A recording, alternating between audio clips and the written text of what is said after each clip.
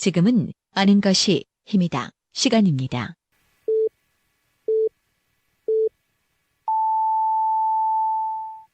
Welcome to the best podcast. Knowledge is power. 2019년 10월 7일 월요일 방송분입니다. 5시 현대사는 월요일 순서 함께 하십니다. 키워드로 보는 뉴스 브리핑 진행합니다. 팟캐스트 하는 것입니다. 정진우 PD와 함께 하죠. 어서 오세요. 정 PD. 네, 안녕하십니까. 정진우입니다. 예. 첫 번째 키워드부터 살펴볼까요? 네, 오늘 첫 번째 키워드는 한 표라고 해서 다 같은 한 표가 아닙니다로 정해봤습니다. 예. 글쎄요. 민주주의에서는 모든 한 표가 동일하게 가치가 인정받는 것이 민주주의인데. 네, 그렇습니다. 예. 그 충남대학교가 차기 총장 선출과 관련해서 이제 직선제를 하기로 결정했다고 합니다. 예. 그 충남대학교 대학 그 평의회는 그 총장 임용 후보자 선정 규정을 통과시켰다고 하는데요. 그러면서 이제 선거권자로 교수와 직원, 조교 그리고 학생까지도 포함을 시켰다고 합니다. 예. 이 학내 민주화에 대한 여러 요구 중에 하나가 이제 바로 총장 직선제 이런 요구는 꾸준히 대학 내에서도 주장되어 왔던 얘기잖아요. 네, 그렇습니다. 근데 충남대학교에서 이제 직선제를 하겠다 이런 얘기인데요. 예. 근데 과거에도 직선제가 있었습니다. 그때는 근데 그 교수들과 일부 직원들에게만 투표권이 주어지지 않았습니까? 예. 근데 이번에 바뀌게 될 선거에서는 그 교직원 모두와 그다음에 조교 그리고 학생들에게까지 이제 투표권이 주어진다고 하니까 그 이른바 대학에 봄이 오는 게 아니냐 하는 그 대학 민주화에 대한 기대가 많이 높아지고 있다고 합니다. 예. 말로는 늘 대학의 주인이다, 학교의 주인이다 이렇게 얘기하면서 정작 투표권은 주지 않았다 이런 얘기잖아요. 네, 그렇습니다. 예. 근데 이번에는 학생들도 참여할 수 있다라는 부분에서 상당히 이제 긍정적인 변화다. 이런 평가가 있는 것 같습니다. 네, 그렇습니다. 근데 이제 얼핏 생각하면은 그 학생 수가 제일 많지 않겠습니까? 절대적인 숫자가요. 그렇죠. 그래서 학생들의 뜻이 투표에 가장 많이 반영될 것이다 이렇게 생각하기가 쉬운데요. 근데 꼭 그런 것만은 아니라고 합니다. 그 투표 방식은 전 구성원 1인 1표제이긴 한데요. 근데 이걸 모두 같은 값으로 계산해서 가장 많이 득표한 후보가 당선되는 것이 아니라 그 각 구성원들마다 각자의 다른 가중치를 부여해 투표값을 산정한다고 합니다. 예. 그 제가 충남대학교 관계자에게 직접 확인을 해 보았는데요. 그 이 관계자는 그 다른 대학의 사례라라고 이제 전제를 하면서 만약 교수들의 투표값을 100으로 한다면 직원은 20 이런 식으로 해서 투표값이 정해질 예정이라고 합니다. 아하. 그러니까 같은 한 표라고 해서 다 같은 한 표가 아닌 셈이죠. 그래서 이제 구성원들 간에 그 이견이 있어서 이게 합의가 쉽게 될지 좀 의문이다 이런 이야기가 나오고 있다고 합니다. 예. 직선제이긴 직선제이지만 투표의 가치가 다르다. 그래서 이걸 어떻게 해석을 해야 될까요? 네, 그러게요. 그 예를 들어서 이제 주식 회사는 그 사람 수대로 의결권이 주어지는 게 아니라 그 주식 수대로 투표권이 반영되지 않습니까? 예. 즉 아무리 한 주씩 보유한 사람 100명이 찬성을 해봐야 그 101주를 가진 한 명이 반대를 하면은 그 안건은 처리가 안 되는 것처럼 말이죠. 하지만 대학교가 무슨 주식회사도 아니고 그렇다고 해서 교수들이 학교 지분을 학생들보다 더 많이 보유하고 있는 것도 아니기 때문에 그래서 이걸 진정한 민주화라고 보기에는 좀 무리가 있지 않나 그런 생각이 들기도 합니다. 학생들은 때 되면은 다 졸업하니까 학교의 주인이 아니다. 이게 학교의 속내가 아닐까. 그렇게 해석할 수도 있는 부분이 있지 않을까 싶네요. 네, 그렇게 생각해 볼 수도 있을 것 같은데요. 동시에 예. 또 총장도 때 되면 바뀌지 않습니까? 그러네요. 그렇기 때문에 임기가 있기 때문에. 네, 그렇습니다. 그 이에 대해서 충남대 관계자는 그 예전에는 교수들에게만 있었던 투표권이었는데 그 이거를 이제 직원과 학생들에게까지 확대하는 거다 보니까 이런 과정이 있는 것 같다. 그리고 투표값을 산정하는 모든 권한은 그 협의 구성단에 달려 있다. 이런 입장을 밝혔다고 합니다. 말씀하신 대로 흔히 학교의 주인 학생이란 말이 많습니다. 근데 교수와 교직원들은 국민들이 낸 세금과 학생들이 내는 등록금으로 급여를 받고 계신 분들이죠. 즉 대학이라는 울타리 안에서는 학생들만 돈을 내고 다니지 나머지 분들은 모두 돈을 받고 다니는 사람들입니다. 그래서 이게 과연 우리가 가지고 있는 걸 나눠줬다라는 수혜적 생각이 옳은 것인지 좀 의아심이 드는데요. 원래는 모두가 함께 가져서 했던 것이라는 민주적 사고가 그래서 필요하지 않을까 싶습니다. 어렵게 결정된 이번 충남대학교 총장 직선제 논의가 좀 보다 민주적인 방향으로 잘 결정되었으면 좋겠습니다. 예. 두 번째 키워드 볼까요? 네, 두 번째 키워드는 우리가 바라는 구단으로 정해봤습니다. 예, 어떤 얘기입니까? 그 허태정 대전시장이 시민에게 도움이 되지 않는 사업이나 성과가 나지 않는 사업에 대한 정리가 필요하다고 말한 지 얼마 지나지 않아 그 시청 기자실을 찾아 대전 시티즌 매각에 대한 언급을 해 주목을 좀 받고 있다고 합니다. 예. 허 시장은 해마다 80억 원이나 되는 세금을 대전 시티즌에 투입하는 게 과연 맞는지 의문이라면서 지역 연고를 유지하면서 그 새로운 비전으로 구단을 이끌 기업을 유치하는 방안을 좀 검토 중이다. 뭐 이런 입장을 밝혔다고 합니다. 아, 예. 그러면 뭐 대전 시티즌에서 대전시가 뭐 발을 빼겠다 이런 얘기인가요? 뭐 그렇게 들릴 수도 있을 것 같은데요. 그 지난 5월 그 언론인 출신인 최영규 사장을 선임한 이후 구단 개혁에 강한 의지를 보였던 대전시와 대전 시티즌이었는데 하지만 비록 시간이 많이 경과되지는 않았지만 그 기대했던 성과가 나오지 않자 시장이 이와 같은 고민을 하고 있는 게 아닌가 하는 분석이 나오고 있다고 합니다. 예. 글쎄요, 대전 시티즌은 시민구단이다 이런 얘기를 많이 해왔습니다만 사실 뭐 대전 시티즌에 대한 시민의 뭐라고 해야 될까요? 애정이라고 해야 될까요? 이런 부분들이 그렇게 큰 것은 또 아닌 것 같은 그런 느낌이 들거든요. 네, 맞습니다. 그 여러 논란들이 있었죠. 뭐 방만한 운영에 저조한 실적 그리고 뭐 선수 부정 선발 의혹 그리고 뭐 특정 선수의 병력 공개까지 뭐 팬들의 불신에 기름을 부은 적도 많았었는데요. 그래서 이를 반증하듯 그 20세 이하 월드컵 우승 주역인 이지솔, 뭐 김세현 선수를 그 보유하고 있음에도 불구하고 한 경기당 평균 관중 수가 1,800여 명에 그치고 있어 뭐 시민들로부터 거의 외면을 받고 있다고도 볼 수 있을 것 같습니다. 예. 그래서 대전 시티즌을 그 시민의 혈세를 운영하는 게 맞느냐 하는 그 시민들의 따가운 지적이 많은 것도 사실인 것 같습니다. 예. 청주는 지금 이 프로축구단을 창단한다고 해서 상당히 시민들이 뭐 환영하고 있다 이런 보도가 나오고 있던데 상당히 대조적입니다. 우리 네. 대전하고는. 그렇습니다. 예. 근데 또 한 가지 우려하는 게 만약에 이 구단이 매각이 돼서 대전시가 이제 축구 프로축구 연고 구단이 없어지는 게 아니냐 이런 걱정을 하시는 분들도 계실 것 같거든요. 예. 이에 대해서 뭐 현재 신세계나 한화가 그 인수협상 기업으로 좀 거론이 되고 있다고 합니다. 이 두 기업은 현재 대전시에서 추진하고 있는 그 사이언스 컴플렉스나 하수처리장 이전 사업과도 연관이 있기 때문에 뭐 이런 이야기가 나오고 있지 않나 싶은데요. 비록 짧은 기간 동안이었지만은 한때 대전은 그 축구 특별시라고 불린 적도 있었습니다. 그 대도시니까 있어야 하는 프로축구단 말고 아까 청주 말씀하셨지만은 정말 연고 팬들에게 감동과 재미를 줄 수 있는 그런 네. 프로축구단이 대전에 좀 있었으면 좋겠습니다. 예, 오늘 여기까지 듣겠습니다. 지금까지 뉴스브리핑 팟캐스트 하는 것입니다. 정진우 PD였습니다. 수고했습니다. 고맙습니다. 2019년 10월 8일 화요일 방송분입니다. 5시 엔데스남 화요일 순서 함께 하십니다. 키워드로 보는 뉴스브리핑 진행합니다. 팟캐스트 아는 것입니다. 정진우 PD와 함께합니다. 어서 오세요, 정 PD. 네, 안녕하십니까. 정진우입니다. 예, 첫 번째 키워드부터 살펴보죠. 네, 오늘 첫 번째 키워드는 손 안 대고 코 풀기로 정해봤습니다. 예, 어떤 얘기입니까? 그 국립공주대 소속 교수들이 그 제자의 석사학위 논문을 베껴 그 학회지에 게재했다는 의혹을 사고 있다고 합니다. 예. 그 정의당 소속 국회 교육위원회 여영국 의원에 따르면 그 공주대 한 교수가 지난 2011년 자신의 대학원생 제자의 중소도시 노인들의 24주간 복합운동 프로그램이 성인병 질환자 및 정상인의 신체 조성, 혈액 성분, 기초 체력에 미치는 영향이라는 그 석사 논문을 지도했다고 하는데요. 예. 그런데 이 교수는 2년 뒤에 중소도시 노인들의 24주간 복합 운동 프로그램이 성인병 질환자 및 정상인의 신체 구성, 혈액 성분, 체력에 미치는 영향이라는 제목의 논문을 디지털 정책 연구라는 학회지에 게재했다고 합니다. 예. 글쎄 뭐 내용은 어떨지 모르겠습니다만은 제목 자체는 거의 똑같은데요. 네, 맞습니다. 그 신체 조성을 신체 구성으로 그리고 기초 체력을 그냥 체력으로 표기한 거 빼놓고는 똑같다고 볼 수 있을 것 같습니다.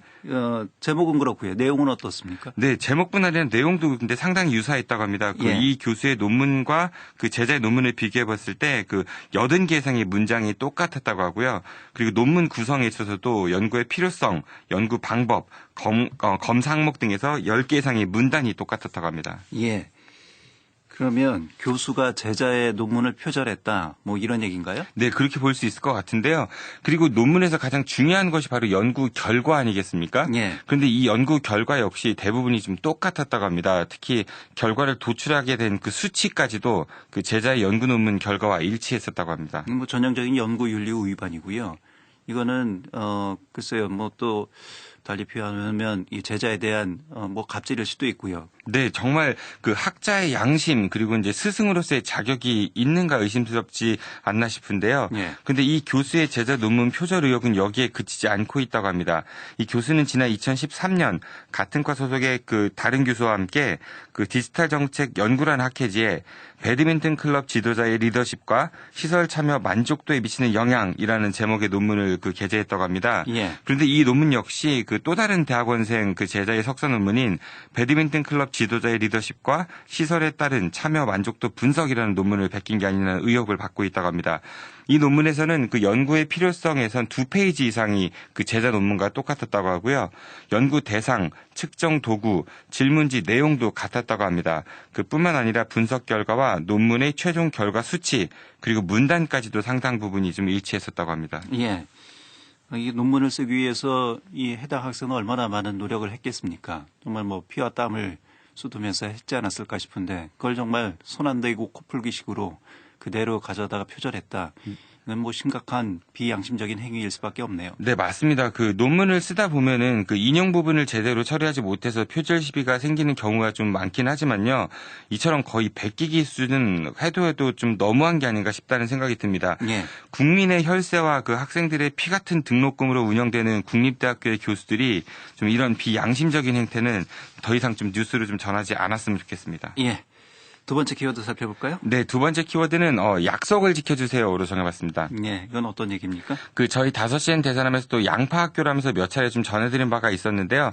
바로 대전 제1고등학교 이야기입니다. 그 전교조 대전지부는 이 학교의 회계 비리와 관련해 그 공금을 횡령한 대전 제1고 지방 공무원들을 파면을 그 대전시 교육청에 요구하고 나섰다고 합니다.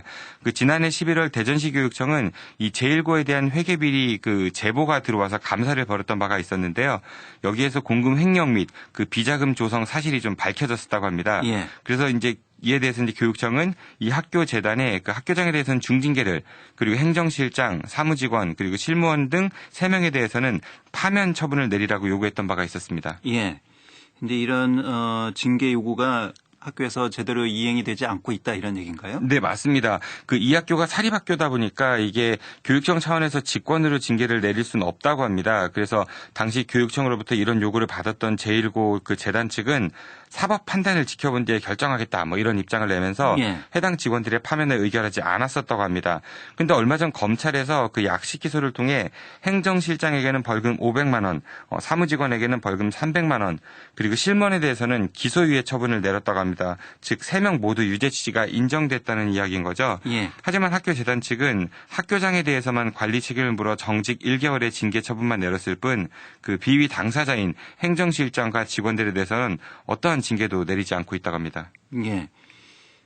왜 징계를 내리지 않고 있나? 이게 뭐 벌금형이기 때문에 징계를 내리기에는 좀 이런 여러 가지 행위 자체가 좀 미미하다 뭐 이런 얘기인가요? 그렇진 않고요. 관련 법에 따르면 이 벌금형만 받아도 징계를 충분히 내릴 수가 있습니다. 근데 예. 그 내막이야 그 학교 재단 측이 알고 있지 않겠습니까? 그래서 이해가 안 가니까 이제 징계 처분을 내려라 이렇게 요구를 하고 있는데요. 예. 앞서 말씀드린 바와 같이 그 사립학교법에 따르면은 사립학교에 근무하는 일반직 공무원의 징계 권한이 이제 교육청이 아니라 고용하고 있는 학교 재단의 측에 있기 때문에 예. 비위가 적발돼도 재단에서 이제 징계를 미루면은 방법이 없다고 합니다. 그럼 교육청은 전혀 할 수 있는 일이 없다 이런 얘기입니까?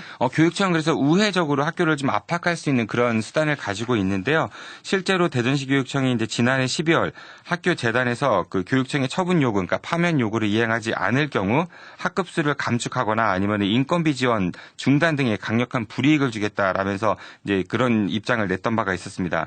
뿐만 아니라 그 문제가 불거지니까 학교장과 행정실장의 연대 책임 강화, 그리고 사립학교 교직원 징계 양정 표준안 등을 마련해서 이 감사 처분의 실효성 확보 및 사학 신뢰도 제고 방안을 마련하겠다 뭐 이런 대책을 발표하기도 했었습니다. 예, 뭐 사학 비리가 어제 오늘의 얘기도 아닙니다만 그래서 이 사학법을 개정해야 된다 이런 여러 가지 목소리가 있습니다만 그게 뭐 우리 사회에서는 제대로 이행이 안 되고 있어서 좀 답답한 측면도 있고요. 네, 맞습니다. 예. 그 1,000만 원이 넘는 이 공금을 횡령했음에도 불구하고 아직까지도 이 해당 그 비위 당사자들이 현재 버젓이 학교를 출근하고 있다고 하는데요. 이 사학비리 척결은 말씀하신 대로 우리 사회가 해결해야 될 큰 문제 중에 하나입니다. 그 3년 연속 공공기관 청렴도 최하위라는 불명예스러운 결과를 받아든 대전시 교육청이 좀 그 오명을 씻기 위해서라도 이번 사안에 대해서 그 스스로 발표했던 대책을 좀 강력하게 이행했으면 좋겠습니다. 예, 사학은 일반 사기업이 아니지 않습니까? 전형적인 공공재입니다. 예, 국민의 세금이 또 투입이 되는 공공재이기 때문에 그에 따른 엄격한 또 책임이 뒤따라야겠죠. 네, 그렇습니다. 예. 팟캐스트 하는 것입니다. 정진호 PD와 함께 뉴스 브리핑 진행했습니다. 수고했습니다. 고맙습니다.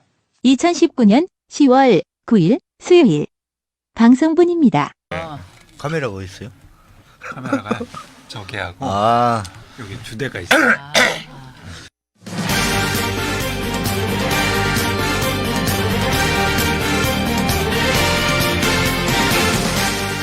대전, 세종, 충남 현안과 이슈를 진단하는 시사 라디오 5시엔 대세남.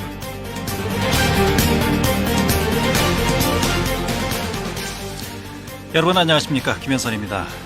지역민들의 목소리에 귀 기울이고 소외된 사회적 약자들의 권리를 대변하는 지역 공영방송의 역할과 책임을 다하는 프로그램이 되겠습니다.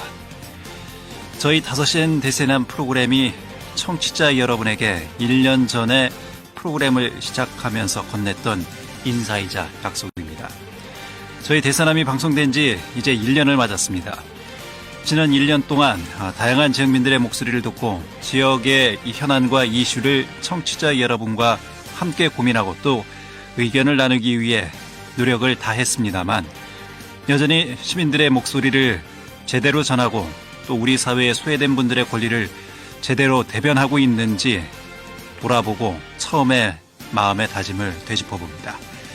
지역의 다양한 이슈와 현안을 논의하는 공론의 장으로서의 역할과 책임을 다하고 있는지 반성하고 또 더욱 잘하기 위한 마음으로 오늘 1주년 특집 방송을 준비했습니다. 여러분과 함께 하도록 하겠습니다. 많은 기대 그리고 청취 부탁드리겠습니다. 10월 9일 수요일 5시엔 대세남 시작합니다.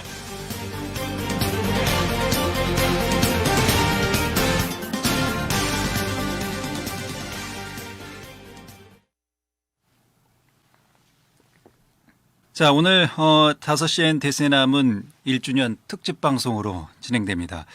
많은 분들과 함께 하겠습니다. 이렇게 스튜디오에 많은 분들이 함께 자리하기는 또 처음인 것 같은데요. 늘 제 옆에서 키워드로 보는 뉴스 브리핑을 진행하고 있는 팟캐스트 하는 것입니다. 정진우 PD 먼저 인사하시죠. 네, 안녕하십니까. 정진호입니다. 예. 오늘 생일날입니다, 저희. 축하드립니다. 네. 첫 돌이시네요. 예. 출연 횟수가 거의 뭐 저하고 비슷하죠? 조금 더 많으실 겁니다. 저 휴가 갔을 때 네네. 제외하고 나면, 예. 어쨌든 뭐 출연 횟수로 치면 저희 프로그램 연사들 중에서는 최다 출연자이시고요. 네, 정말 지옥 같은 시간이었습니다. 농담이고요. 예. 정말 1년이라는 시간이 이렇게 짧게 느껴질 거라고는 생각을 하지 못했던 것 같습니다. 예. 매일 2개의 그 키워드를 뽑는 게 생각보다 정말 어렵다라는 거를 새삼 많이 느끼고 있고요. 그러면서 동시에 우리 지역 하나에 대해서 더 많은 공부를 할 수 있게 되어서 정말 이 자리를 빌어서 청취자 여러분들 그리고 대사남 제작진 분들께 감사 인사를 좀 전해드리겠습니다. 예. 자, 그리고 또 한 분 소개해 드리죠. 화요일 코너 바른경제를 담당하고 계신 한남대 IT 글로벌 경영학과 강신철 교수님입니다. 예, 교수님. 예, 안녕하세요. 사실 저는 처음에 시작할 때 한 3개월 하고 끝나는 줄 알고 3개월짜리 출연은 없습니다. 나만 못 나오네. 근데 하다 보니까 1년이 됐네요, 벌써. 예. 예, 세월이 참 빠릅니다. 예. 근데 저도 공부 많이 했고요. 예. 사실 중간에 핑계대고 그만둘까도 몇 번 생각했었어요. 근데 예. 하도 가짜 뉴스가 많이 나오니까 예. 이걸 누군가는 바로 잡아야 되겠다는 사명감을 가지고 1년을 버텼습니다. 예. 말씀하셨듯이 지금 뭐 경제 뉴스들이 워낙 많이 생산이 되고 있잖아요. 근데 그런 경제 뉴스라는 것이 자칫 왜곡되거나 또 편향된 이런 경제 기사들이 많아서 그런 경제 기사를 바로잡는데 1년 동안 많은 노력을 좀 해주셨습니다. 덕분에 청취자분들께서 바른 이 경제 정보를 얻는데 또 많은 도움이 되지 않았을까 싶기도 하고요. 그렇죠. 이게 경제라는 게 우리 그러니까 살림이잖아요. 그렇죠. 살아가는데 예. 꼭 필요한 정보인데 이게 왜곡되면 정말 우리 삶에 이렇게 직접 영향을 미치기 때문에 바른 뉴스를 언론이 그러니까 계속 보도를 해줘야 되는데 예. 하도 이렇게 왜곡된 정보들이 많이 나오니까 이게 우리 KBS에서라도 대세남에서라도 우리 충청 지역 청취자들을 위해서라도 이 예. 코너는 계속돼야 되지 않을까 그런 생각을 했습니다. 예. 저희 코너 제목이 바른 경제이듯이 교수님은 늘 바른 생활 사나이세요. 방송 시간 한 번도 뭐 지각한 적도 없으시고요. 빠지신 적도 뭐 휴가 출장 때문에 한두 번 빠지셨던 기억이 납니다만. 예. 예. 그래서 너무나 이 제작진들을 대표해서 감사하다는 말씀을 드립니다. 아이고 고맙습니다. 자, 그리고 수요일에는 또 이 사회 이슈를 법으로 좀 여러 가지 다각적인 측면에서 들여다보고 있죠. 변변한 이야기의 김우찬 변호사입니다. 네, 안녕하세요. 매주 예. 수요일 좀 딱딱한 법률 이야기로 여러분께 인사드리고 있는 김우찬 변호사입니다. 예. 오늘은 또 넥타이까지 메고 정장 차림으로 변호사답게 하고 나오셨어요. 아이고 뭐 보이는 라디오 뭐 한다고 그래가지고 예. 네, 옷을 갈아입고 오고 싶었는데 예. 좀 그 변호사들의 전형적인 모습입니다. 안경 쓰고. 네, 이제 원래 제가 팔대이 이렇지 가르마에. 않는데요. 네, 어떻게 하다 보니 예. 예. 저희 변변한 이야기 시간에 사실 이제 법하면 많이 어렵잖아요. 네. 청취자분들도 어렵게 생각하고 뭐 방송하는 저희들도 어렵습니다. 네. 이런 어려운 법을 우리 이 생활 속에서 잘 녹아들 수 있도록 쉽게 풀어주는 역할을 좀 해주고 계시잖아요. 근데 쉽게 풀어드리고 있는지 제가 잘 항상 좀 죄송스러운 마음도 있습니다. 이게 예. 아무래도 딱딱한 법률 용어가 워낙 많이 나오다 보니까 더군다나 이제 시간이 좀 제한적이어서 예. 사실 더 쉽게 설명을 해드려야 되는데 그걸 못하고 있어서 항상 뭐 청취자분들께 죄송스러운 마음이 있습니다. 마음 같아서는 뭐 프로그램 시간 내내 다 시간을 드리고 싶습니다만 네. 뭐 다른 코너도 또 진행을 해야 되기 때문에 늘 짧은 시간에 중요한 이슈를 다루기 때문에 네. 그런 부분에 있어서는 좀 저희가 좀 죄송하긴 합니다. 아닙니다. 이 변호사는 짧게 만날수록 좋습니다. 예. 이렇게 이제 저희 프로그램 고정적으로 출연하시는 세 분을 대표적으로 좀 모셨고요. 어느덧 이제 1년의 방송을 같이 하면서 뭐 프로그램을 통해서 많은 정보도 전달을 해 주셨고 또 의견도 개진을 해 주셨고요. 각각의 소회를 잠깐 뭐 말씀을 해 주셨습니다만 저희 프로그램을 자체 평가하는 거는 좀 그렇긴 하긴 합니다만 본인들이 좀 직접 출연하는 프로그램이긴 합니다만 저희 대세남 프로그램을 좀 평가를 해 주신다면 어떤 평가를 저희가 받을 수 있을지 누가 먼저 예. 출연자 입장에서가 아니라요. 청취자 그리고 지역 시민의 한 사람으로서 말씀을 좀 드리자면요. 예. 그러니까 지역에서 이런 시사 프로그램이 없었던 것 같습니다. 그러니까 심층적으로 그리고 현장의 목소리를 직접 들으려고 노력했던 어떻게 보면은 뭐 다른 분들께서도 비슷한 건 있어서 이렇게 말씀할 수는 있겠지만은 그래도 정통으로 이렇게 접근하면서 많은 분들의 이야기를 담는 그런 프로그램은 거의 최초이지 않을까 싶어서 굉장히 큰 감사함을 느끼고요. 이런 프로그램이 일시적으로 이제 끝나는 것이 아니라 계속 지속되고 또 다른 프로그램까지 연결될 수 있도록 그런 장을 좀 마련해 주셨으면 좋겠다 이런 바람도 좀 같이 가져봅니다. 예. 정 PD는 키워드로 보는 뉴스 브리핑 진행하면서 지난 1년 동안 가장 좀 기억에 남는 그런 뉴스가 있다면 어떤 게 있을까요? 워낙 많은 뉴스들을 다뤄가지고요. 예. 제가 전해드린 키워드로 보는 뉴스 브리핑 말고 저는 개인적으로 이 대사남 코너 중에서 김현선 아나운서께서 하시는 그 오프닝 멘트가 가장 인상적이다 이런 생각을 좀 예. 하거든요. 그러니까 촌철살인으로 이렇게 정리하시는 것도 굉장히 많았고요. 그리고 동시에 저 키워드랑 같이 겹치는 날도 좀 있었어요. 그럴 예. 때는 굉장히 좀 당황스럽기도 하고 좀 그렇긴 했는데 어쨌든 그 오프닝 멘트를 들으면서 제가 굉장히 많은 걸 또 배우고 그리고 좋은 느낌을 가지고 있습니다. 예. 그것 때문에 제가 머리카락이 좀 많이 빠진 것 같습니다. 예.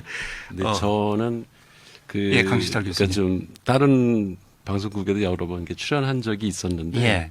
항상 이렇게 원고나 이런 걸 준비하고 뭐 이렇게 멘트 이런 걸 준비할 때 이렇게 뭐랄까요? 좀 조심스럽잖아요. 평상시에 이렇게 사적인 자리에서 이야기하는 거를 그렇죠. 방송에서 얘기하면은 방송법에 걸리는 것도 있고 방송은 좀 정제된 언어를 너무 좀 사용을 이렇게 하죠. 좌편향 아니냐 뭐 이런 얘기 들을 때도 있고 예. 하는데 그래서 이제 이 방송 준비를 할 때 우리 작가님이나 이렇게 또 김현선 아나운서가 혹시 이런 말 또 심하다고 빼라고 하지 않을까 이런 염려를 하면서 원고를 작성을 하는데 예. 의외로 저희가 검열한 적은 없는 것 같습니다. 한 번도 없었어요.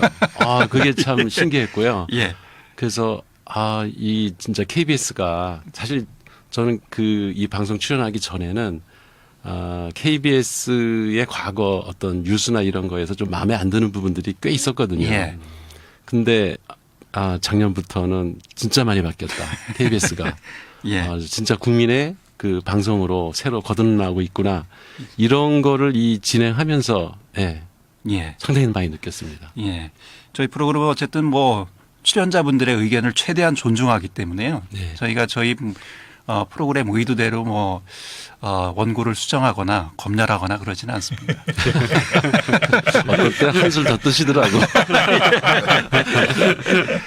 예, 김우찬 변호사는 프로그램 진행하면서 네. 예, 뭐 기억에 남는 그런 에피소드나 아니면 저희가 이제 변변한 이야기가 기본적으로는 이제 임의대로 찬반 입장을 나눠서 진행이 되는 코너다 보니까 그렇죠. 가끔씩은 이제 저의 개인적인 의견과 관계없는 전혀 반대 쪽의 이제 입장을 대변해야 되는 경우들이 악역을 맡는 그런 일도 있잖아요. 악역이라기 그렇죠. 일반적으로 봤을 때 악역이라고 예. 뭐 비칠 만한 부분들도 있지만 근데 사실은 그렇게 하다 보니까 오히려 양 측면을 다 두루두루 살필 수 있는 그런 부분들이 개인적으로도 좋았고 예. 그리고 이제 무엇보다 이제 코너 진행하면서 제가 뭐 제 개인 의사와 상관없는 반대 입장을 대변한다고 하더라도 뭐 일반적으로 청취자분들께서도 어떤 입장을 너무 일도양단으로 판단하지 마시고 예. 두루두루 좀 살펴볼 수 있는 그런 관용 같은 것들이 있으면 좋겠다라는 생각들이 좀 있어서 예. 그런 부분에 조금이나마 좀 도움이 됐으면 하는 바람들은 항상 있었습니다. 예, 다수라고 적법하고 뭐 소수라고 불법이 이건 아니잖아요. 그럼요. 네네. 그렇기 그렇습니다. 때문에 법에 있어서는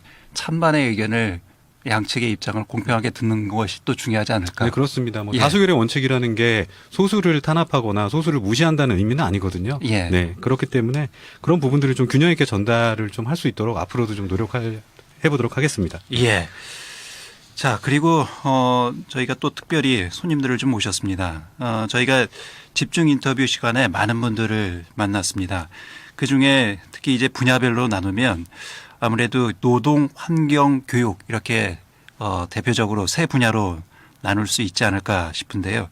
저희가 주로 다뤘던 그 방송 이슈들이 이 노동, 환경, 교육 쪽에 좀 많이 있었고 그만큼 우리 사회에 좀 그늘진 곳 사회적 약자들의 분야이지 않을까 싶어서 이 분야 쪽에 관심을 갖고 많은 분들과 이야기를 나눴습니다.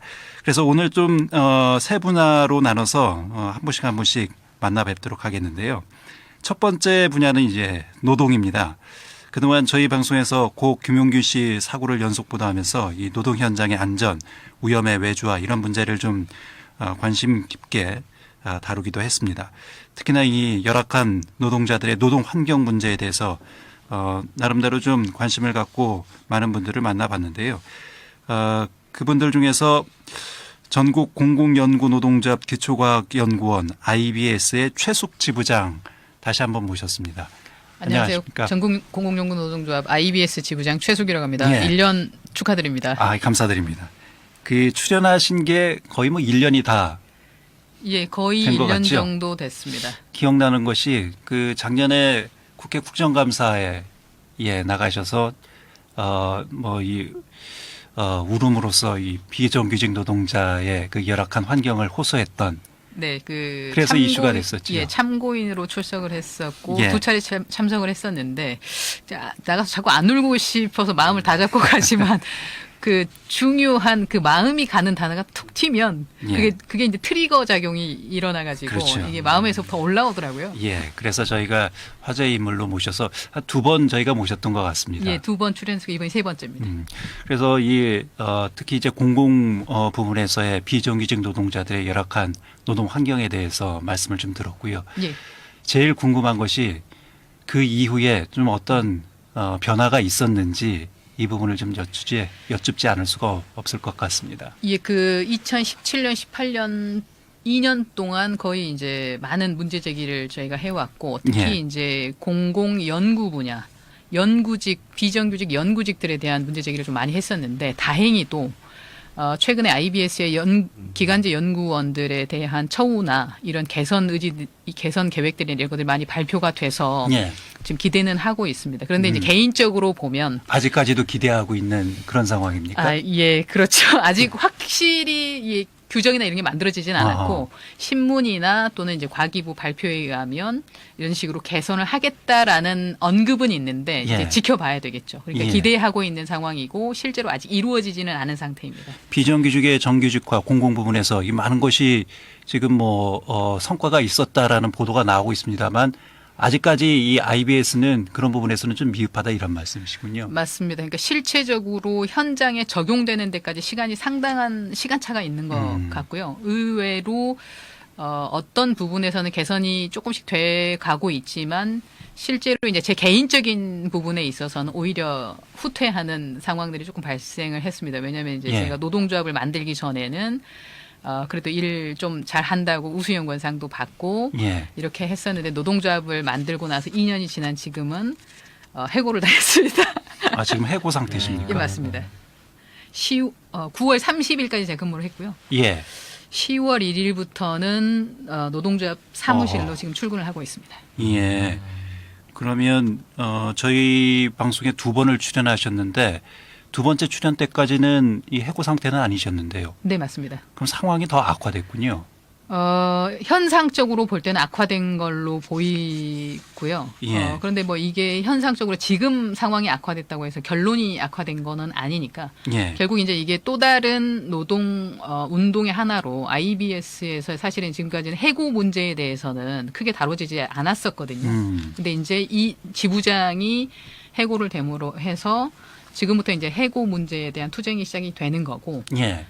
제가 이제 조만간 또 투쟁을 통해서 복직을 하게 되면 그게 또 하나의 뭐 다른 비정규직 연구자들에게는 예. 고용의 안정을 확보할 수 있는 기본 조건이 될 수도 있을 겁니다. 예. 저희가 이렇게 말씀드리면 참 글쎄요, 뭐 좀 과하게 표현을 하면 방송을 통해서 이런 사회적 약자들의 목소리를 전달하면 그게 좀 개선이 되기를 기대하고 희망하면서 방송을 하는데 결론적으로 결과적으로는 더 안 좋은 상황에 놓여 있다고 하니까 뭐 스스로도 좀 자괴감이 들 수밖에 없는 그런 상황인 것 같습니다. 방송이라는 또 언론이라는 역할에 대해서 회의감도 이럴 땐 또 들기도 하네요.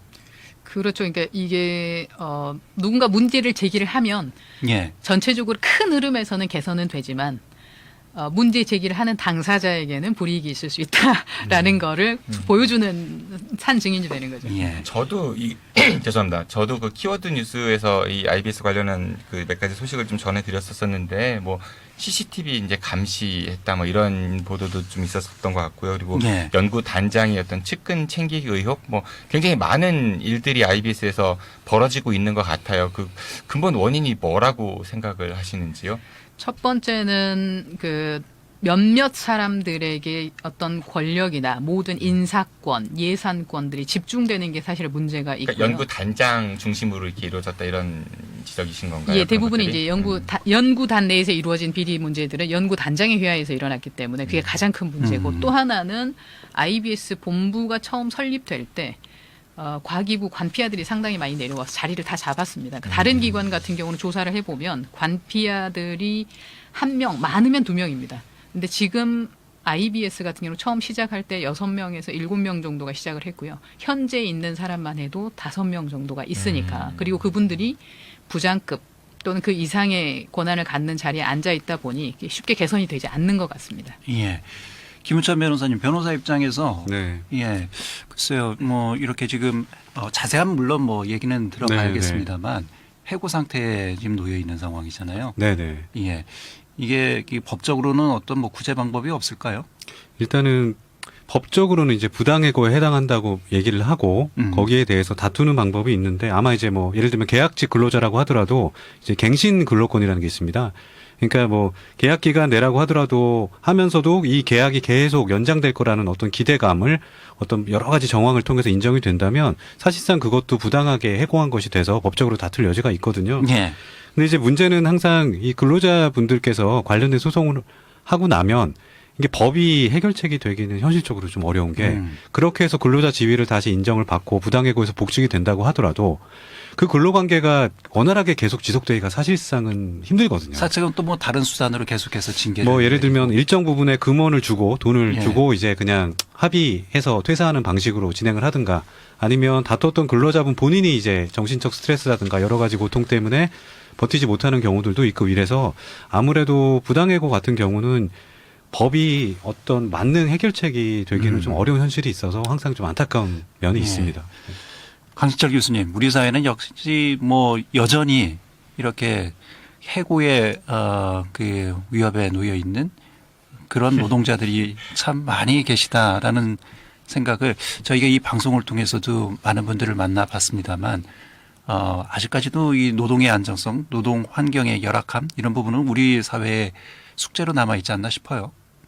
그게 사실 저도 당해봐서 예, 그렇죠. 2년 정도 나가셨었죠. 네. 유경험자이시죠. 심정을 제가 아는데 예. 사실 사회적 정의 우리 예. 뭐 교과서에서 배우고 성인들의 말씀 이런 걸 따라서 열심히 사는 사람들이 되게 그러니까 성실하게 살려는 사람들이 꼭 그런 피해를 당하더라고요. 예. 보면 그러니까 이리저리 어떻게 그 처세술을 발휘해서 잘 피해가는 사람들은 어찌 보면은 좋은 자리도 차지하고 그러는데 정직하게 열심히 살고 어떤 사회의 어떤 비리나 잘못된 거를 지적하고 이런 사람들이 오히려 당하는 그런 예. 일들이 참 많이 저도 봤고 예. 저 스스로도 당했고요. 뭐 학내 민주화를 위해 앞장서셨다가 해직당하셨다가 복직이 예. 되시는. 그래서 되게 안타까운 소식인데요. 예. 그러니까 방송 처음부터 가슴이 되게 지금 아픕니다. 예. 근데 이런 게 그렇다고 다 눈 감을 수는 없잖아요. 예. 누군가는 그래도 옳은 소리를 내서 계속 사회는 조금씩 나아지고 있다는 희망을 가지고 투쟁하시기 바랍니다. 예. 감사합니다. 예. 아나운서께서도 조심하셔야겠습니다. 어떤 분이 저한테 그런 말씀을 하시더라고요. 예. 예, 왜 네가 굳이 그런 목소리를 내느냐. 네. 저도 똑같은 말씀 드렸고 누군가는 해야 되지 않느냐. 예. 네. 예. 그러면 앞으로의 계획은 어떠십니까? 지금 이제 변호사님께서 말씀하신 대로 부당해고 싸움이 이제 진행이 될 예정이고요. 예. 부당해고 싸움을 하면서 현재는 이제 노동조합 공공연구노조 본부가 있어서 본부에서 일정 부분 근무를 하면서 투쟁을 계속해 나갈 생각입니다. 예. 어쨌든 뭐 지난한 그런 과정이 될 텐데 좋은 결과 있기를 진심으로 기원을 하겠습니다. 감사합니다. 제가 힘내시고요. 한 가지 좀 궁금한 게 있는데요. 예, 예. 그러니까 우리 이제 어려움을 당하셨는데 최숙지 부장. 예. 아까 우리 언론에서 이제 예. 이런 것들을 이렇게 이슈화하고 했을 때 오히려 그게 부각이 돼가지고 그 당사자가 피해를 더 받는 경우도 있어요. 가끔 보면. 그러면 혹시 저희 프로그램 출연하신 걸 원망하셨습니까? 아닙니다. 그건 아니고 제가 그래서 곰곰이 생각을 해봤어요. 그랬더니 예. 그러면 만약에 내가 방송을 출연을 안 하거나 가만히 있었다면 네. 과연 이걸 참고 이런 비리나 또는 부당함을 참고 견딜 수 있었을까? 제가 제 성향을 보건데 그게 안 되는 성향이더라고요. 네. 그래서 오히려 방송이 많이 도움이 됐죠. 왜냐하면 예. 사람들에게 많이 알려지고 그다음에 그렇죠. 네. 지금 당장 이게 이기지는 못할지라도 많은 사람들에게 알려졌을 때 그분들이 이제 또 취할 수 있는 액션들이 있고 응원이 있고 그것들이 이제 힘이 되기 때문에 예. 오히려 많은 도움이 되고 있습니다. 예. 그래서 제가 그 질문한 감사합니다. 이유가 예. 오히려 그렇게 이제 개인들이 그런 걸 선택한 거잖아요. 본인이. 그랬을 때 이게 오히려 언론에서 좀 이슈화하고 많이 알려져서 나는 지금 힘들어도 미래 우리 차세대들은 그런 똑같은 고통을 당하지 않는 하나의 이게 계기를 마련하기 위해서라도 언론에서는 이런 걸 자꾸 예. 알려야 된다 그런 생각을 저는 해서 예. 네. 알겠습니다. 동의합니다. 예. 저희 프로그램도 관련해서 지속적으로 관심을 갖고 네. 예, 들여다보도록 하겠습니다. 자, 이 노동 분야에 이어서 다음 분야는 환경 분야입니다. 이 저희 프로그램 뭐 최다 출연자이기도 하신데요. 오마이뉴스 김종술 기자 모셨습니다. 어서 오십시오. 안녕하세요. 반갑습니다. 뭐 출연 횟수로만 보면 거의 뭐 고정 출연자라고 해도 과언이 아닐 정도로 저희 프로그램에 많이 출연하셨습니다. 많이 불러주셔서 예. 너무 고맙습니다. 예. 사실 요즘에 4대강 관련해서 이야기하는 것 자체를 사람들이 많이 꺼려하고 언론들도 다루지 않는데 대세남이 만들어지고 예. 저는 굉장히 큰 도움을 받고 있는 것 같습니다. 예. 어쨌든 뭐 저희가 4대강 보해체와 관련해서 계속 이슈가 돼 왔고 그리고 뭐 안 짚어볼 수가 없었기 때문에 저희가 김종술 기자를 분기마다 한번 모셨던 것 같습니다. 겨울철, 봄, 또 여름 이렇게 모셨던 것 같고요. 4대강이 좀 더 빨리 해결된다면은 아마 저도 여기를 민주당 애청자로만 남아있지 않을까. 근데 4대강이어가지고 분기별로 이렇게 해서 총 4번 출연하고 이러신 건 아니죠? 뭐 그런 의도는 아니고요. 예. 어쨌든 이제 보개방 이후에 죄송합니다. 계절별로 변화하는 네. 모습을 저희가 네. 김종수 기자를 통해서 방송을 통해서 그 변화의 모습을 좀 살펴봤고요. 사실 이제 보 개방한 이후에 금강이 많은 변화가 있어 왔죠. 예, 맞습니다. 예. 세종보, 공주보, 백제보 수문이 열리고 첫 번째 물속에 모래톱이 생겼고 예. 그 모래톱에 뭐 물고기라든가 새들이 굉장히 많이 돌아왔고요. 멸종 위기종의 뭐 흰수마자 같은 예, 멸종 위기종 그런 종도 우리나라 고유종도 나타났고 예. 굉장히 좋아졌죠. 물론 야생동물, 맹금류까지 많이 찾아오고 그러다 보니까 강에 찾는 사람들도 늘어났고요. 예. 그 보 개방 이후에 또 보 해체 논란이 있지 않았습니까? 예. 지금은 이 이슈가 좀 수면 아래로 가라앉아 있는 듯한 그런 느낌이거든요. 그게 지난 2월 22일 날 여기 4대강 조사평가위에서 4대강 보 처리 방안을 발표하고 나서 자한당에서 바람을 좀 일으켜주면서 이슈가 됐었는데요. 예. 요즘 조국 사태에 묻히다 보니까 아하. 다 그쪽에 가셨는지 4대강 얘기를 전혀 안 하시더라고요. 그래서 예. 혹시라도 이 방송을 자유한국당 이 당직자나 예. 고위직이 듣고 계신다면 좀 더 4대강 이야기를 적극적으로 해서 이게 어찌됐든 간에 4대강 문제는 해결을 해야 될 문제잖아요. 예. 너무 썩고 있고 안 좋다 보니까 그래서 빨리 어떤 식으로든 해결이 되기를 바라고 있습니다. 보철거와 관련해서는 우리 지역에서는 공주 지역이 가장 큰 네. 이 이슈가 됐던 지역이지 않나 싶거든요. 예, 맞습니다. 찬반 입장이 서로 갈려서 상당히 이제 갈등 양상이 전개됐던. 그랬는데 공주보 찬반이 갈려서 예. 문제가 불거졌는데요. 그 공주보의 문제는 거의 다가 가짜 뉴스로 검증이 됐던 거죠. 예, 저희 프로그램을 통해서도 다 증명을. 그 이유가 했었고요. 지난해 개방이 됐던 거고 올해까지 기다리다가 그 발표 이후에 이제 이런 문제가 불거졌던 거고 그러다 보니까 요즘 4대강 이슈가 낙동강에 가서 보니까 낙동강도 똑같더라고요. 네. 거기는 수문 열기도 전부터 열면은 이러이러한 문제가 생길 것이다라고 열지 못하게 하고 있는 거거든요. 예. 사실 공주보의 문제하고 똑같은 거죠. 그러니까 너무 가짜 뉴스가 판치는데 여기에 대해서 지역 언론이라든가 중앙 언론이 검증을 해줘야 되고 전문가들이 제대로 잡아줘야 되는데 그게 안 되다 보니까 여기까지 질질 끌려오는 거죠. 예. 그 기자님이 그 공주보 관련해서 가짜뉴스 검증을 현장에서 직접 많이 그 보신 걸 가지고 이야기를 해주셨잖아요. 예. 그리고 또 얼마 전에는 백제보에서 공주보 이제 그리고 세종보까지 100km를 그 자전거를 타고 예. 현장을 또 돌아다니셨다고 했는데 예. 실제로 가서 보시니까 어떻던가요? 그 현장은요? 현장을 저 혼자 본 건 아니고요. 올해는 한겨레 신문하고 같이 보고 일반인들도 일부 참여를 시켰어요. 예. 왜? 제 눈으로 보는 강과 일반이 보는 강이 다를 수 있기 때문에. 객관적으로 검증받기 위해서. 예. 그랬었는데 보신 분들 다 똑같이 말씀하세요. 예. 고인 곳은 썩어 있었고요. 녹조가 시퍼렇게 끼어 있고 탁해서 이 손을 담그면은 손에 녹조가 묻어서 고무장갑처럼 올라왔었던 예. 거고 열린 곳에서는 그냥 맑은 물이 보였고 물고기들이 노니는 모습까지 보였거든요. 그리고 새들이 보이고 야생동물이 보인다는 거. 그거는 누구나 현장을 가보면 다 알 수 있는 문제. 저도 그 현장에 직접 가보는 게 되게 중요하다고 생각하는 게 예.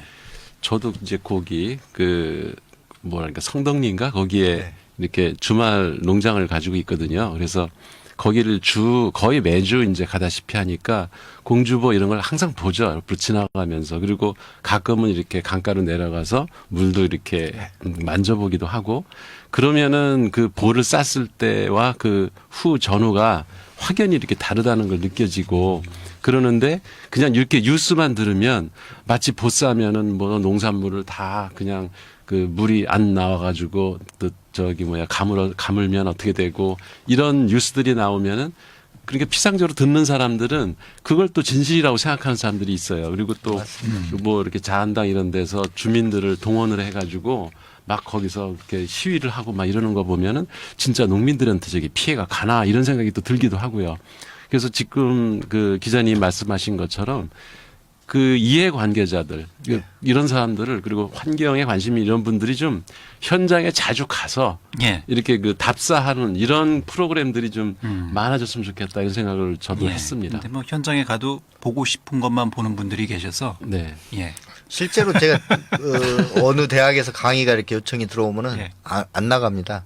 대신에 강으로 와라. 예. 그럼 내가 무료로 해주겠다. 예. 그래서 저한테 10번 듣는 것보다 주입식이잖아요. 사실은 듣는 거는. 직접 가서 현장에 보면 거기에 다 보이거든요. 예. 막힌 곳과 열린 곳 딱 바로 태가 납니다. 예. 누가 봐든. 그럼에도 불구하고 이 4대강 찬성하시는 분들은 현장에 나가서 또 보지 않죠, 그분들은. 그분들은 멀리 떨어져서 한 100여 미터 떨어져서 보기 때문에 풍요로워 보인다라고 얘기하시죠. 아, 현장 가서 사진 찍는 게 그럼 안 보고 그 사진 찍고 오는 건가요? 올해 황교안, 나경원, 자유한국당 의원들 많이 오셨잖아요. 예. 물에 가까이 가신 분 한 분도 없습니다. 다 물가에서 떨어진 도로에서 사진 찍고 가셨지. 그러니까 사실 제대로 느끼려면은 신발 벗고 거기 들어가 보면 알 거예요. 들어가시면 못 나올 겁니다. 예. 아니 그 다큐멘터리 영화도 지금 만들고 있잖아요. 예, 다 만들었습니다. 아, 만들고 이제 개봉이 되나요? 개봉 11월 4일 아니면 14일 지금 디데이 잡고 있는데요. 예. 아직 결정은 안 났습니다. 예. 이게 4대강을 다룬 다큐멘터리죠. 예, 4대강을 다룬 13년. 그러니까 대운하 이야기부터 예. 다룬 이야기인데요. 제목이 삽질입니다. 삽질. 아마 잊지는 않으실 것 같습니다. 대전에도 상영관이 그러면은 혹시 잡히나요? 전국 극장이 다 걸 생각입니다. 제 생각 같은 경우에는 한 1000개 정도 잡으려고 했는데 예.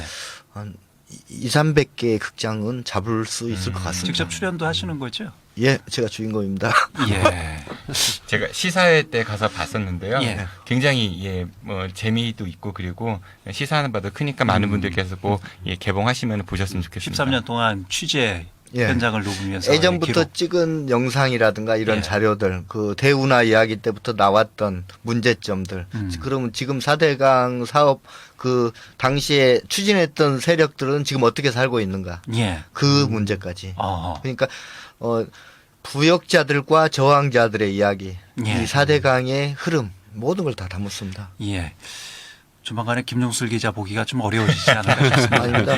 유명해지셔서. 그래도 대사에 부르면 만나서 보겠습니다. 아이고, 그 농기구 광고하시고 이제 이런가요?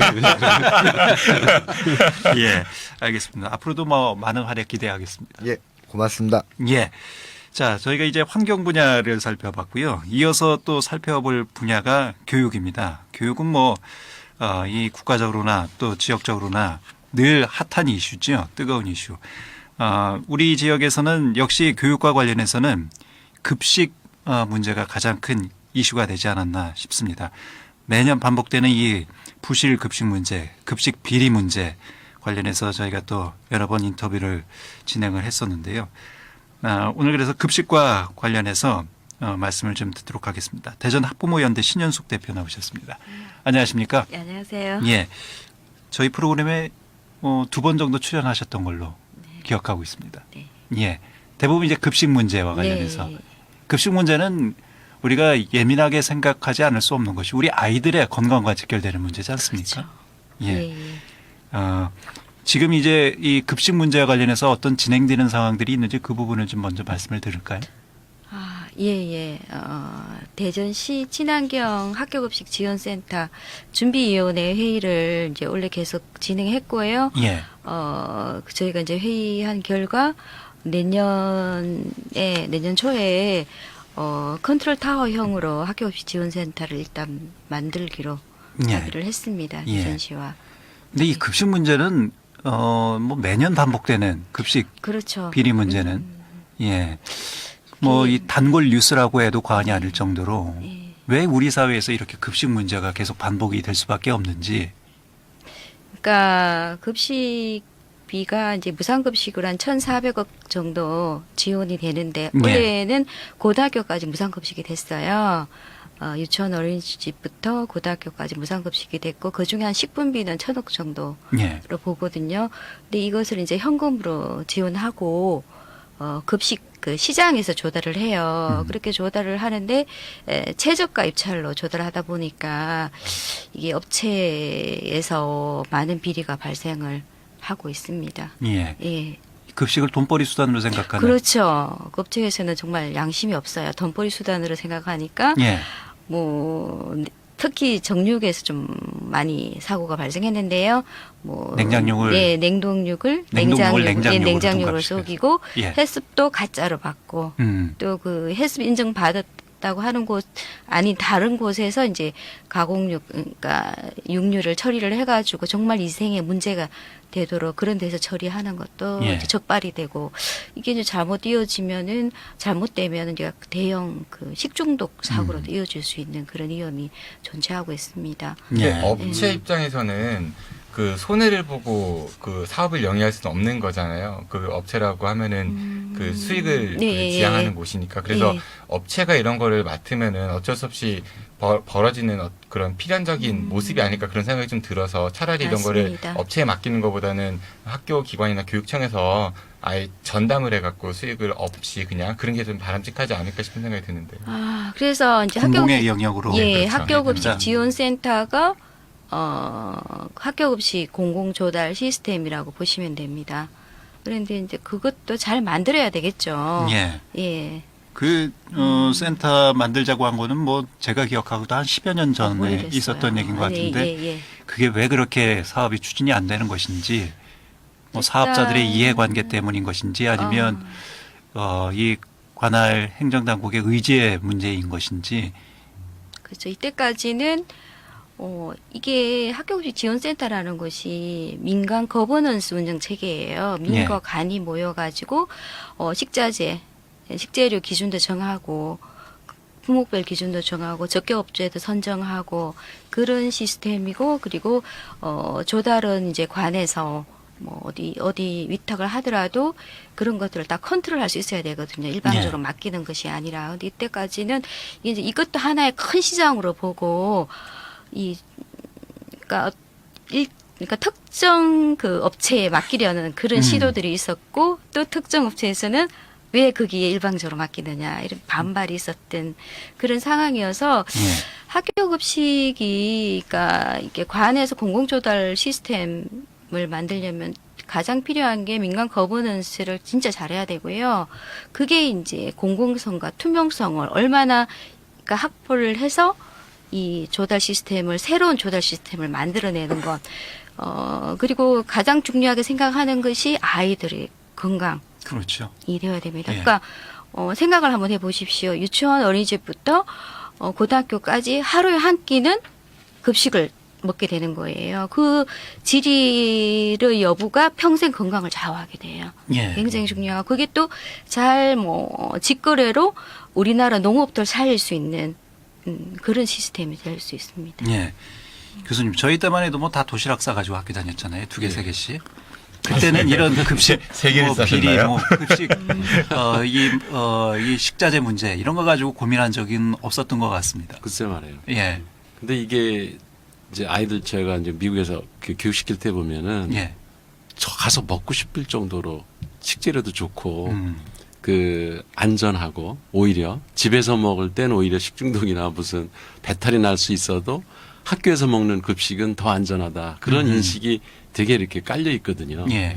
그래서 우리나라 그 다른 지자체 성공 사례 이런 건 없는지, 그러니까 아까 말씀하신 그 민관 어떤 그 거버넌스 구조 이런 게 지휘 감독에 사실 문제거든요. 그러니까 식자재 업체가 좀이라도 이렇게 뭐 불량식품을 냈다든지 이렇게 사고가 냈을 때는 아주 엄격하게 엄단을 하고 다시는 이런 업종이 그러니까 이 사업에 못 들어오게 그 아주 그 강하게 제재를 하고 그리고 그런 사례가 조금이라도 발견됐을 때 교육청이나 이런 데서 강력하게 단속하고 하면 얼마든지 저는 고칠 수 있는 문제인데 왜 이렇게 대전에서는 유난스럽게 이런 문제가 자꾸 불거지는지 그게 좀 저는 조금 대전 시민으로서 좀 불만이긴 합니다.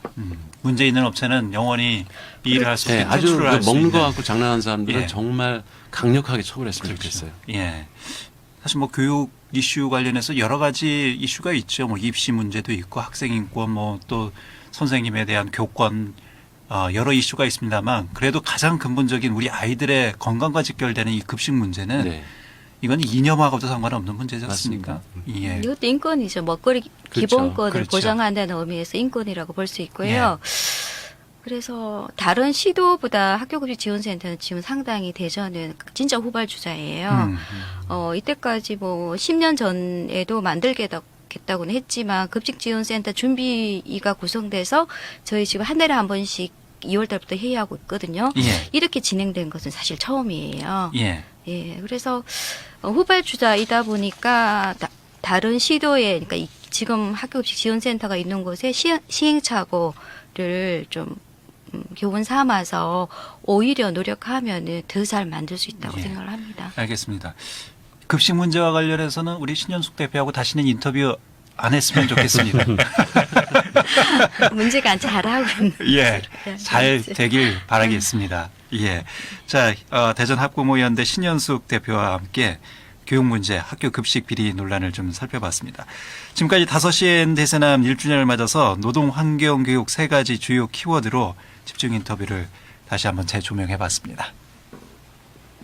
여러분께서는 5시엔 대세남 1주년 특집 방송 함께하고 계십니다.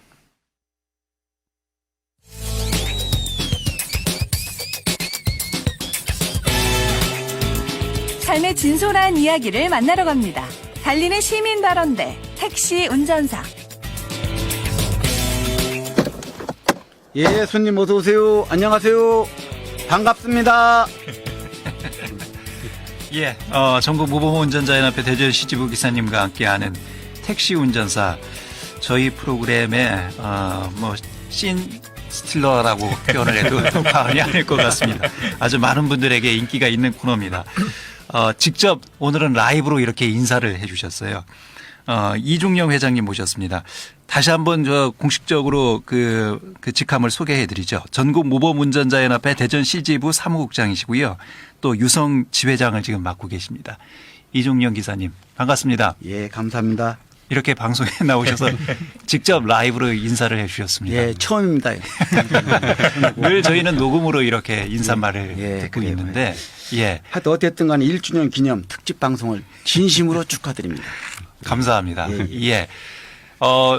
거의 뭐 하루에 한 번씩 그 손님들과 대화를 나누시잖아요. 그 손님들과의 대화를 녹음해서 저희 프로그램에 지금 보내주고 계신데, 어떠세요? 현장에서 이렇게 손님들하고 여러 가지 사회 이슈, 뭐 전국적인 이슈도 있었고 또 지역적인 이슈도 있었고 서로 대화를 통해서 많은 분들의 목소리를 들으셨는데요. 제가 차에다 양쪽 문짝에다 갖다 이렇게 KBS 방송을 붙이고 다닙니다. 다닐 때 좋아하는 사람도 있고 나빠하는 사람도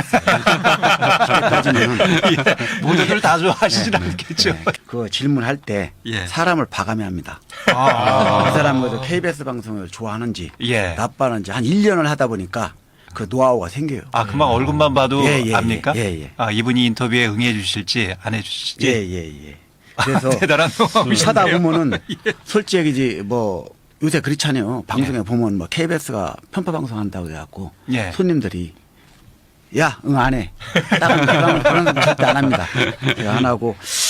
딴 사람한테 얘기하는데 내가 지금 한 1년을 됐잖아요. 거의 다 1년 되었는데 이거 하다 보니까 제일 처음에 처음엔 6개 지부장님까지 6명이 7명 했었습니다. 그랬죠. 하다가 이거 저 혼자 남았는데 그러는데 솔직히 회장님들이 너무 바빠요. 예. 서로가 이거 하다 보면 바쁘고. 예. 저는 정말 유성 회장까지 하면 지금 사무국장까지 이제 지부 사무국장 1,300명을 소통하고 있습니다. 1,300명 정도로 소통하고 예. 있는데 정말 힘들어요. 힘들기는. 예. 이게 사람을 정말 안면서 몰 쏴야 됩니다. 올라올 때. 왜 그러냐면 이 사람한테 대한다는 게요. 무지하게 어려워요. 따지고 보면. 그럼요. 예. 예. 내가 첫째 모르잖아요. 그 사람을. 그렇죠. 예. 물론 내가 얘기를 해갖고 이 사람이 반응을 할까 안 할까. 그게 궁금한 거예요. 따지고 보면. 예. 근데 처음에 저는 이제 처음에야 무지하게 이걸 더듬거렸지만요. 그런데 지금은 좀 약간 조금 하는 것 같더라고요. 근데 사투리를 좀 많이 쓰다 보니까 구수하고 조금 좋죠. 이상하더라고요. 예, 저희가 이 택시 운전사라는 코너를 만들게 된 이유는 택시가 바로 이 시민들의 민심 바로미터잖아요. 맞습니다. 예. 그렇기 때문에 시민들의 생생한 그 목소리를 지역 현안에 대한 목소리를 듣고자 하기 위해서 이렇게 저희가 코너를 만들었는데 그 사실 뭐 기대도 있었고 우려도 있었습니다. 얼마나 많은 분들이 참여를 해 주실까라는 그런 우려가 있었는데 그런 우려를 불식시켜 주신 분이 바로 이종영 기사님. 워낙 구수하게 손님들하고 잘 대화를 하시기 때문에 많은 분들이 마음을 열고서 인터뷰에 응해 주셨지 않았나 생각이 들거든요. 어떻게 했든 철판을 깔아야 됩니다. 철판 안 깔고는 할 수 없어요. 근데 아까 또 말씀하셨지만 많은 분들 만나신다고 하셨는데 예. 좀 기억에 남는 그 손님 있으시면은 좀 한두 분 정도 소개해 줄 수 있을까요? 그래요? 서울에 온 손님인데요. 예. 내가 이걸 얘기를 했다고요. 대전에 대사남. 예. KBS 5시에 대사남이라고 했더니 대표 프로그램에도 이렇게. 예. 이런 프로가 있냐고 딱 얘기하더라고요. 그때 마침 방송에 나왔습니다. 예. 프로가 내가 이게 납니다. 그랬더니 정말이시네요. 그러면서 예. 이거 타는 사람 요새는 지금 차가 이게 한 대밖에 없습니다. 저 예. 6명이 다 안 하고 저 혼자 하는데 예. 타는 손님한테 내가 그렇게 합니다. 손님은 참 행운이라고 말이에요. 예. 이 KBS 방송 녹화 방송하는 차 대전에 딱 한 대라고 8,800대 중에서 한 대가 영광을 거라고 선택된 분이다. 예. 그 저희가 사실은 이제 뭐 분야를 가리지 않고 정치, 경제, 사회, 문화 다양한 분야의 질문을 드리지 않습니까? 예. 요즘 같은 시대에는 자신의 의견을 이렇게 공개적으로 말씀하시는 것을 좀 꺼려하는 그런 사회적 분위기라서 어떻게 그 시민들의 반응들이 그래서 시사 프로 같은 건 내가 예. 좀 할 수 있는데 정치에 대한 건 애매해갖고 사람들이 대답을 안 해요. 자체를 자기한테 무슨 폐가 될 gem이 대답을 안 한다고요. 그렇죠. 어쨌든 방송에 나가니까. 방송에 나가면은 내가 그러거든. 방송할 때 임명 안 나갑니다. 목소리 나가봐야 뭐 누군지도 모릅니다. 잘. 그래도 안 하는 거예요. 근데 그 인터뷰 하시다 보면 예. 그 기사님도 생각이 있잖아요. 그렇죠. 어떤 그 예. 의견이.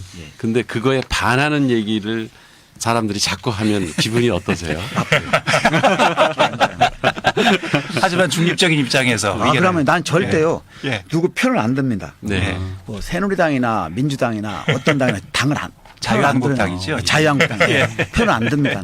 실제로 이제 기사님하고 의견이 다른 승객분들이랑 말씀 나누다가 기사님 말씀을 듣고 이렇게 조금 마음을 변화시킨 어떤 그런 사람 있죠. 계세요? 왜 그러냐면 쉽게 따지면 저는 보수라고 지금 생각하시더라고 손님들이. 나 보수도 아닌데 나 보수하고 민주당 아무것도 아닙니다. 정에 대한 건 없는데 그렇게 생각을 하시는 것 같아요. 그래서 하다가 이 얘기를 할까 저 얘기를 할까 망설이는 사람들이 있어요. 따지고 보면요. 그러다 보면 손님 있는 그 얘기만 하세요. 손님의 마음에 드는 거 가지고만 얘기하시라는 얘기. 누가 이렇더라 얘기하지 말고 내가 맞는 거, 내가 난 이렇더라 이런 얘기를 하셔야지 누구는 이렇더라는 하지 마시고 내 자신만 생각하라는 얘기예요. 그 얘기를 많이 합니다. 내가. 언론이 다 되셔. 그러니까 달리는 방송국 저희 이제 프로그램을 진행을 하셔도 되실 정도로. 근데 기사님을 설득하려고 덤비는 그 고객은 없었나요? 저를 설득이요? 예. 설득이라는 자체는 없고요. 내가요 아까도 얘기했지만은 딱 저 사람 올라올 때 딱 보면 저 사람 인터뷰 할 때 다 알아요 지금. 그 전에 몰랐는데 지금 알겠더라고. 이제 눈치고 다니다 보네. 절대 술 많이 먹은 사람한테는 그거는 저희가 방송에서 낼 수가 없습니다. 술 드시면 낼 수 없고. 예. 그것도 딱 본데 예. 너무 노인네도 안 되고 네. 너무 또 젊은 학생들도 또 그렇더라고. 이게 40, 50대 정도로 해야 되는데 예. 40, 50대 양반들은 거의 저녁에 내가 녹화를 많이 하는데 예. 거의 다 술을 많이 잡섰어요. 예. 잡섰어도 잘하시더라고 하는 양반들은. 진정한 1인 방송이네. 그래서 풍기시는 것 같아요. 이게 이제 뭐냐면 나는 방송이요. 여기서 방송국에서 나한테 이거 문자를 주잖아요. 예. 문제를 주면 이걸 가지고 손님한테 미리 얘기 안 합니다. 그럼 짜고 치는 고스톱이요. 그죠? 예. 그렇잖아요. 그렇죠. 뭘 알려주니까 미리 이렇게 하시오 하는데 예. 나는 그게 아니잖아요. 직접 자연스럽게 물어보니까 대화를. 예. 자연스럽게 물어보니까 그 답을 다 해주시더라고. 예. 네? 혹시 그 사모님은 방송하시는 거에 대해서 무슨 말씀 같은 거 없으셨나요? 우리 식구는 이 봉사하는 걸 좋아합니다. 내가 지금 봉사 활동한 지가 지금 한 30년 되는데 예. 봉사만 열심히 하고 있습니다. 이 방송도 봉사 사원으로. 그러면요. 이것도 생각을 봉사지로 따지고. 예. 출마는 안 하시죠? 예? 그런 건 없고요. 저는 솔직히 이제 모범운전자 대전에 1,300명을 대표하는 사무국장이라 예. 솔직히 이제 내가 잘해야 우리 모범운전자들이 빛이 날 거 아닙니까? 예. 네. 그리고 이제 아침마다 우리가 아래치 근무라고 아침 근무 쓰는 거 보셨죠? 예. 거기에 열심히 하고 있습니다. 예. 기사님, 뭐 앞으로 저희 프로그램에 바라는 점, 이런 점들은 좀 더 개선했으면 좋겠다라는 그런 부분이 있을까요? 하여튼 현재로서는 1년 지금 다 됐는데요. 예. 지금까지 현재는 잘하고 있습니다. 예. 더 잘 되게 예. 지서 열심히 보필하겠습니다. 알겠습니다. 앞으로도 기사님의 활약 기대하겠습니다. 예, 감사합니다. 고맙습니다. 예. 달리는 시민발언대 택시 운전사의 주인공이시죠.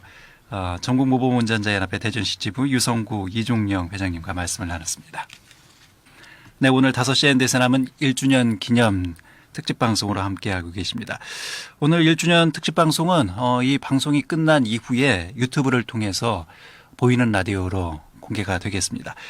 보이는 라디오는 KBS 유튜브에서 KBS 대전 라디오로 들어오시면 5시 ND에서 남 검색해서 들어오시면 함께하실 수가 있습니다. 이어서 대전 충남 민주언론시민연합 이기동 사무국장 모시고 저희 5시 ND세남을 포함해서 앞으로 지역방송의 역할, 과제에 대해서 좀 말씀을 듣도록 하겠습니다. 어서 오십시오. 네, 안녕하세요. 예, 지금까지는 뭐 훈훈한 얘기 출연자들과 나눴고요. 좀 지금은 따끔한 말씀을 좀 듣는 시간이 되지 않을까 싶거든요. 글쎄요, 이게 따끔해야 될지 어떻게 될지 고민이 좀 많이 됩니다. 예, 지금 뭐 대전 충남 민주언론시민연합은 지역의 여러 가지 이제 방송과 또 언론에 대해서 모니터링을 하고 계시잖아요. 솔직히 말씀드리면요, 예. 이렇게 모니터링을 최근에는 자주 못 하고 있는 게 예. 현실입니다. 그럼 책임 방기인데요? 어떻게 보면 약간 그런 상황에 지금 처해 있기는 합니다. 예. 네. 저희 방송 뭐 들어보셨죠? 들어는 봤는데요. 사실은 저희 그 정진호 PD님 때문에 예. 그 매일매일 이제 대사남 중에 키워드 브리핑 같은 경우에는 거의 매일 접하고는 좀 있고. 예. 네. 그러면 방송은 예. 솔직히 그거 말고는 뭐 없죠. 키워드 뉴스 브리핑까지만 듣습니까? 그것도 텍스트로 볼 때가 좀 많이 있습니다. 실망입니다. 네. 예. 어쨌든 뭐 모신 이유가 네. 저희 프로그램을 비롯해서 지역 방송의 역할, 지역 언론의 역할 이런 부분에 대해서 좀 말씀을 듣기 위해서 모셨고요. 저희가 나름대로는 뭐 지역의 여러 가지 현안 이슈를 공정하고 또 많은 사람들의 의견을 통해서 새로운 대안을 제시하기 위해서 노력을 하고 있습니다만 네네. 이런 노력에 대한 뭐 평가라고 해야 될까요? 지역 언론으로서의 역할 이런 부분에 대해서는 어떻게 보고 계십니까? 그 사실은 그 대세남 같은 경우에 최근에 어떤 지역 방송의 흐름을 보면 그 사라져가는 방송 어떻게 보면 이제 좀 형식이나 이런 부분은 좀 새로운 부분이 좀 가미되기는 했지만 예. 지역 현안 문제와 관련해서 지속적으로 이렇게 장기간에 걸쳐서 이렇게 좀 다루는 프로그램들은 좀 많이 없어지고 있는 게 현실인 것 같습니다. 예. 근데 이제 지역 입장에서 보면 사실 지역민들이 지역에 있는 현안이든지 지역에 살아가면서 느껴지는 이런 문제와 관련해서는 이게 뭐 옳고 그름을 떠나서 관심들을 좀 많이 갖게끔 만들고 또 왜 그것들이 필요한지 또 문제가 있으면 어떤 방향에서 우리 같이 고민을 해야 되는지 이런 생각을 좀 갖게 만들어주는 그런 언론들 또 방송들이 좀 필요하거든요. 어떻게 보면 그게 이제 일종의 공론장이라고 하는 지역 방송이나 지역 언론의 고유한 역할들, 유일하게 할 수 있는 그런 역할들을 할 수가 있는 건데 그런 측면에서 보면 대세남이 굉장히 좀 의미 있는 프로그램이라는 생각이 좀 들고요. 반면에 이제 전체적인 방송 환경 속에서 보면 이런 프로그램들이 많이 없어지고 있다라는 부분 속에서는 아쉬움이 굉장히 큰 부분이 있는 것 같습니다. 예. 지역의 시사 프로그램으로서의 뭐 책임감, 그에 따른 또 역할, 엄중하게 저희가 뭐 저희 제작진들도 받아들이고 있고요. 그런 역할 또 본분에 맞게 하기 위해서 열심히 지금 노력은 하고 있습니다만 미진한 부분도 사실 많이 있거든요. 지역의 한계라는 그런 부분도 있고요. 근데 사실 이제 대사능과 관련해서는 그 지난 2017년 파업 이후에 여기 이제 김현선 부장님도 계시지만 라디오 편성국에서 그 거의 처음으로 이렇게 좀 의견을 좀 듣는 그런 자리들을 좀 마련을 하셨었잖아요. 예, 그렇습니다. 그 이후에 이제 고민을 하셔가지고 대세남 프로그램을 좀 시작을 하셨는데, 사실 그때만 하더라도 지역 방송들이 어떻게 변화할까, 정말 어떤 그 노력을 좀 제대로 할까라는 그런 의구심들이 좀 있었는데, 물론 여전히 부족한 것들이 많기는 하지만 사실은 그런 측면에서는 KBS 대전총국이 어떻게 보면 굉장히 큰 결단을 좀 내렸던 그러니까 그 지역에서 지금 현재 라디오 제작과 관련해서는 이런 형식으로 진행되는 프로그램이 없잖아요. 그런 부분에서 보면 새로운 어떤 좀 가능성이나 이런 부분들을 제시를 좀 해주신 것 같아서 그런 부분들은 의미 있게 좀 평가가 될 수 있을 것 같습니다. 간단하게 뭐 좀 상황을 설명드리면 저희가 이 프로그램을 시작하기 전에 각계의 전문가들을 좀 모시고 전체적인 저희 프로그램에 대한 냉정한 좀 평가를 받고요. 그리고 앞으로 지역 공영방송으로서 어떤 프로그램을 만들어야 될 것인가에 대한 따끔한 얘기를 많이 좀 들었죠. 그렇게 그날 사실 나왔던 뭐 작가나 제작진 이렇게 열악하게 하지 말고 좀 과감하게 좀 투자를 해서 시스템을 좀 갖춰라. 그리고 지역민들에게 직접 듣는 이런 방송들이나 이런 포맷들을 좀 갖춰달라. 이런 요구들을 했었는데 그거를 바로 이제 만들어내시니까 사실 적지 않게 좀 놀랐습니다. 저 개인적으로. 사실 뭐 지역 방송에서 가장 어려운 점으로 꼽으라면 바로 이제 예산과 인원에 대한 문제거든요. 그런 부분에 있어서 저희 대세남은 뭐 아직까지는 뭐 부족하긴 합니다만 다른 프로그램에 비해서 좀 여유로운 아니요. 이게 다른 데는 어떨지 모르겠는데 지역 방송 현실에서 보면 굉장히 획기적이고 과감한 도전이었던 것 같습니다. 형식적으로는 그렇고요. 내용적으로도 쉽습니다. 저희가 아까 뭐 대표적인 그 분야로 노동 그리고 교육 그리고 환경에 대한 이 분야로 꼽아서 이 새로 또 다시 한번 출연했던 분들을 모시고 말씀을 들었는데요. 이 지역에도 이 소위 말해서 이제 소외돼 있는 목소리가 전달되지 못한 분들의 그런 환경에 놓여 있는 분들이 많이 계시지 않습니까? 그런 분들의 목소리를 전달하는 것이 역시 또 지역 공영방송의 역할이고 책무이지 않을까 그런 생각이 들거든요. 이게 맞습니다. 사실 그 언론이라고 하는 것들 이제 보면 일반 시민들이나 주민들 같은 경우에는 사실 언론에 접할 기회가 거의 없습니다. 그 다음에 본인들의 생각이나 또 주변에 아무리 그런 어떤 주변에 있는 문제가 있다 하더라도 그 문제를 누구에게 어떻게 이야기를 해야 될지도 모르는 분들이 참 많거든요. 그런데 공영방송이라고 하면 사실은 그렇게 그러니까 말하고 싶은 것들이 있어도 할 수 없는 분들에게 언론을 틔워주는 역할들을 해야 되는 게 좀 맞는데 여전히 이제 아직도 그런 모습이 좀 많이 남아 있기는 하지만 대부분 언론이 힘있고 소위 얘기하면 힘있고 권력이 있고 또 돈이 있고 충분히 그런 것들을 누릴 만한 사람들의 목소리를 사실 더 많이 대변하고 있는 게 우리의 현실이거든요. 그런 측면에서 보면 좀 수도 있겠지만 그런 분들은 이미 이제 그런 게 없다 하더라도 그런 것들을 할 수 있으니까 보다 이야기를 많이 못하는 그런 서민들을 위해서 좀 해주시면 좋을 것 지역 같습니다. 그 시청자이자 동시에 이제 그 뭐 출연도 하고 있지만요. 그 느끼는 안타까움이 저는 이제 그 키워드 뉴스 브리핑을 하잖아요. 그럼 키워드를 골라야 되는 뉴스들을 좀 찾아봐야 되는데 제 개인적인 생각일 수도 있지만 많은 분들이 저랑 공감하시는 것도 있습니다. 뉴스가 그렇게 많지가 않습니다. 그러니까 바꿔 얘기하면은 보도 자료를 낸 거를 쓴 기사들은 많은데 현장 취재를 통해서 만들어진 기사 수가 절대적으로 좀 부족하지 않은가 그런 좀 안타까움과 아쉬움이 좀 있거든요. 그러니까 사람들이 안 봐요. 지역 언론들을 안 보고 안 듣습니다. 안 읽고. 그들만의 리그로 점점 그러니까 지역민들의 관심에서 멀어져 가는 게 그런 악순환이 있지 않는가 싶은 생각이 들고요. 덧붙여서 그 아까 민주언론 시민연합에서도 그런 지역 언론에 대한 모니터링 활동들을 좀 더 강화하시고 시민들에게 그런 정보를 전달하기 위한 노력들을 좀 많이 하셔야 될 것 같은데 예. 그런 움직임들이 좀 아쉽다, 많이 부족하다 이런 느낌이 들어가지고 오늘 이기동 사무국장이 네, 반성을 좀 비판받는 그런 자리입니다. 네, 이게 뭐 저희들이 그 지역 방송이나 뭐 이런 부분과 관련해서 잘못한 점도 비판하고 하기도 하지만 예. 사실은 지역 시민들도 그렇고 지역 시민사회에서도 그렇고 저희를 포함해서 지역 언론과 관련해서 더 많은 관심들을 갖고 문제가 있으면 문제가 있다고 하고 잘했으면 잘했다라고 이렇게 이야기를 해줘야 사실은 지역 언론들이 더 활성화될 수가 있거든요. 예. 그러니까 그런 측면에서 정 PD님께서 말씀하신 부분들은 저희들이 또 반성해야 될 부분이라고 생각합니다. 예. 저희 뭐 같은 다 네.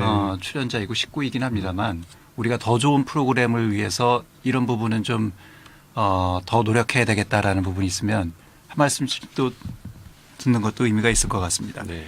교수님.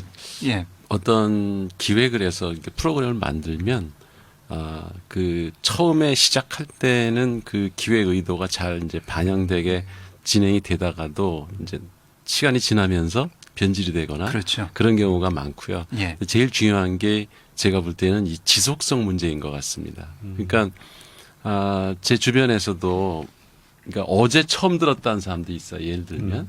예. 그러니까 이게 방송이 계속 똑같은 어떤 기획 의도를 가지고 그걸 계속 이렇게 청취자가 확보될 때까지는 지속적으로 해서 그 저변이 넓어지도록 하는 노력이 되게 중요한데 예. 이렇게 좀 해보다가 이게 좀 뭐 반응이 사실 이렇게 금방 안 나타나거든요. 어떤 방송의 패턴, 특히 이제 KBS 방송에 대한 그 청취자들의 이 아까 그 기사분들도 말씀하셨는데 그 여긴 편향됐다 이렇게 생각하는 분들이 있거든요. 예. 그리고 이제 과거에 어찌 보면은 그러니까 아주 극우 보수적인 그런 뭐 보도를 한 적도 있었고 예. 그러니까 그런 기억이 있는 분들은 KBS는 안 돼. 이렇게 이제 선입견을 갖고 있는데 그걸 변할 때까지 좀 기다려줘야 되거든요. 근데 이거를 한 뭐 6개월, 1년 이렇게 하다가 또 바꾸고 또 다른 걸로 바꾸고 이러면은 그 변화가 지속이 안 되는 거죠. 그래서 이 대사남 방송은 좀 오래 계속 지속돼서 그 청취자들의 마음을 그 돌리는 거를 좀 기다려줬으면 좋겠다. 그런 생각을 해봤습니다. 예. 알겠습니다. 명심하겠습니다. 이 지역 방송이 지금과 같은 위기에 처한 것에 대해서는 사실은 뭐 워낙 많은 말들이 있고 그렇긴 하지만 과연 그게 외부에서만 오는 문제인지에 대해서는 한 번쯤 이제 고민을 좀 해봐야 될 때가 될 것 같습니다. 예. 이제 지역방송 종사자분들에게는 어떻게 보면 좀 잔인한 말일 수도 있지만 사실은 내부적으로 어떠한 고민을 했고 어떻게 치열하게 방송을 만들어 왔는지에 대해서 묻는다면 거기에 대해서 그렇다라고 답변할 수 있는 분이 과연 몇이나 계실까라는 생각들도 가끔씩 들기도 합니다. 이게 단순히 언론인인 그리고 방송인이라는 타이틀은 일반 직업과 다른 어떤 책임과 무게가 있잖아요. 그러니까 단순한 어떤 재정적인 상황이나 이런 것들에만 원인을 찾지 말고 과연 지역민에게 좀 다가가기 위한 노력들을 어떻게 하고 있는지 그리고 지역에 밀착하는 그런 프로그램을 만들어야 되는데 그냥 굳이 중앙방송 혹은 되게 유려한 방송인 것처럼 보이기 위해서 그냥 이렇게 자꾸 치장만 하는 건 아닌지. 형식만 화려하게. 네. 그런 건 아닌지 한번 고민해 보셨으면 좋겠고요. 그리고 꼭 좀 드리고 싶은 얘기가 있는데 지금도 밖에 이렇게 많은 스태프분들 계시는데 정말 항상 고생 해주시는 저희 프로듀서 분들 그리고 작가분들 그리고 엔지니어 분들한테 너무 감사하다는 말씀 드리고 싶고요.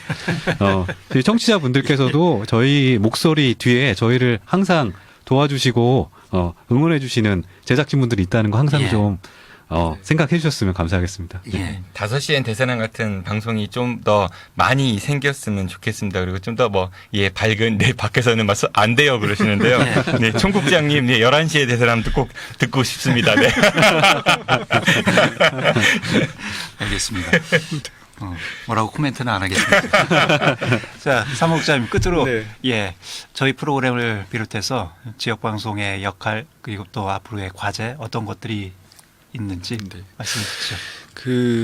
여러 가지가 있을 수 있겠지만 가장 중요한 거는 방송이라는 것을 혼자 만들 수는 없는 거잖아요. 같이 만들어야 된다는 거고 거기에는 아까도 말씀하셨듯이 함께하는 제작진이 있을 수 있겠고 또 하나는 지역 주민들, 지역 시민들이 없으면 존재 이유가 없다고 보거든요. 그러면 거기에 눈높이를 맞춰서 가면 보다 좋은 방송들을 또 지역에서 사랑받는 방송들을 만들 수 있지 않을까 이렇게 생각이 좀 듭니다. 예, 알겠습니다.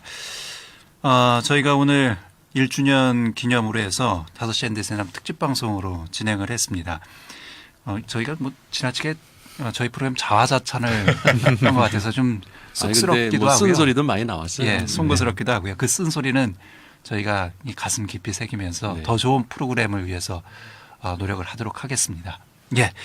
오늘 여기까지 하겠습니다. 대전 충남 민주언론연합의 이기동 사무국장님 고맙습니다. 좋은 말씀. 고맙습니다. 그리고 팟캐스트 하는 것입니다. 정진우 PD 수고하셨습니다. 네, 고맙습니다. 예, 그리고 한남대 글로벌 IT 경영학과 강신철 교수님 고맙습니다. 감사합니다. 예, 김은찬 변호사님 역시 고맙습니다. 네, 수요일에 뵙겠습니다. 예.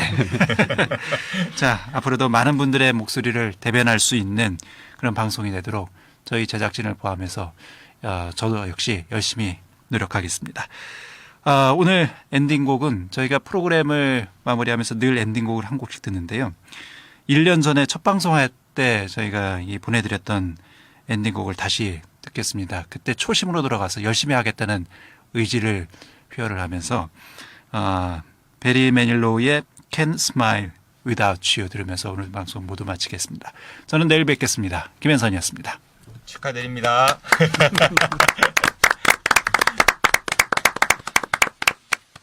2019년 10월 10일 목요일 방송분입니다. 5시 대세남 목요일 순서 함께 하십니다. 키워드로 보는 뉴스 브리핑 팟캐스트 하는 것입니다. 정진우 PD와 함께합니다. 어서 오세요, 정 PD. 네, 안녕하십니까. 정진호입니다. 예, 첫 번째 키워드부터 살펴보죠. 네, 오늘 첫 번째 키워드는 거꾸로 가는 사립대학으로 정해봤습니다. 예.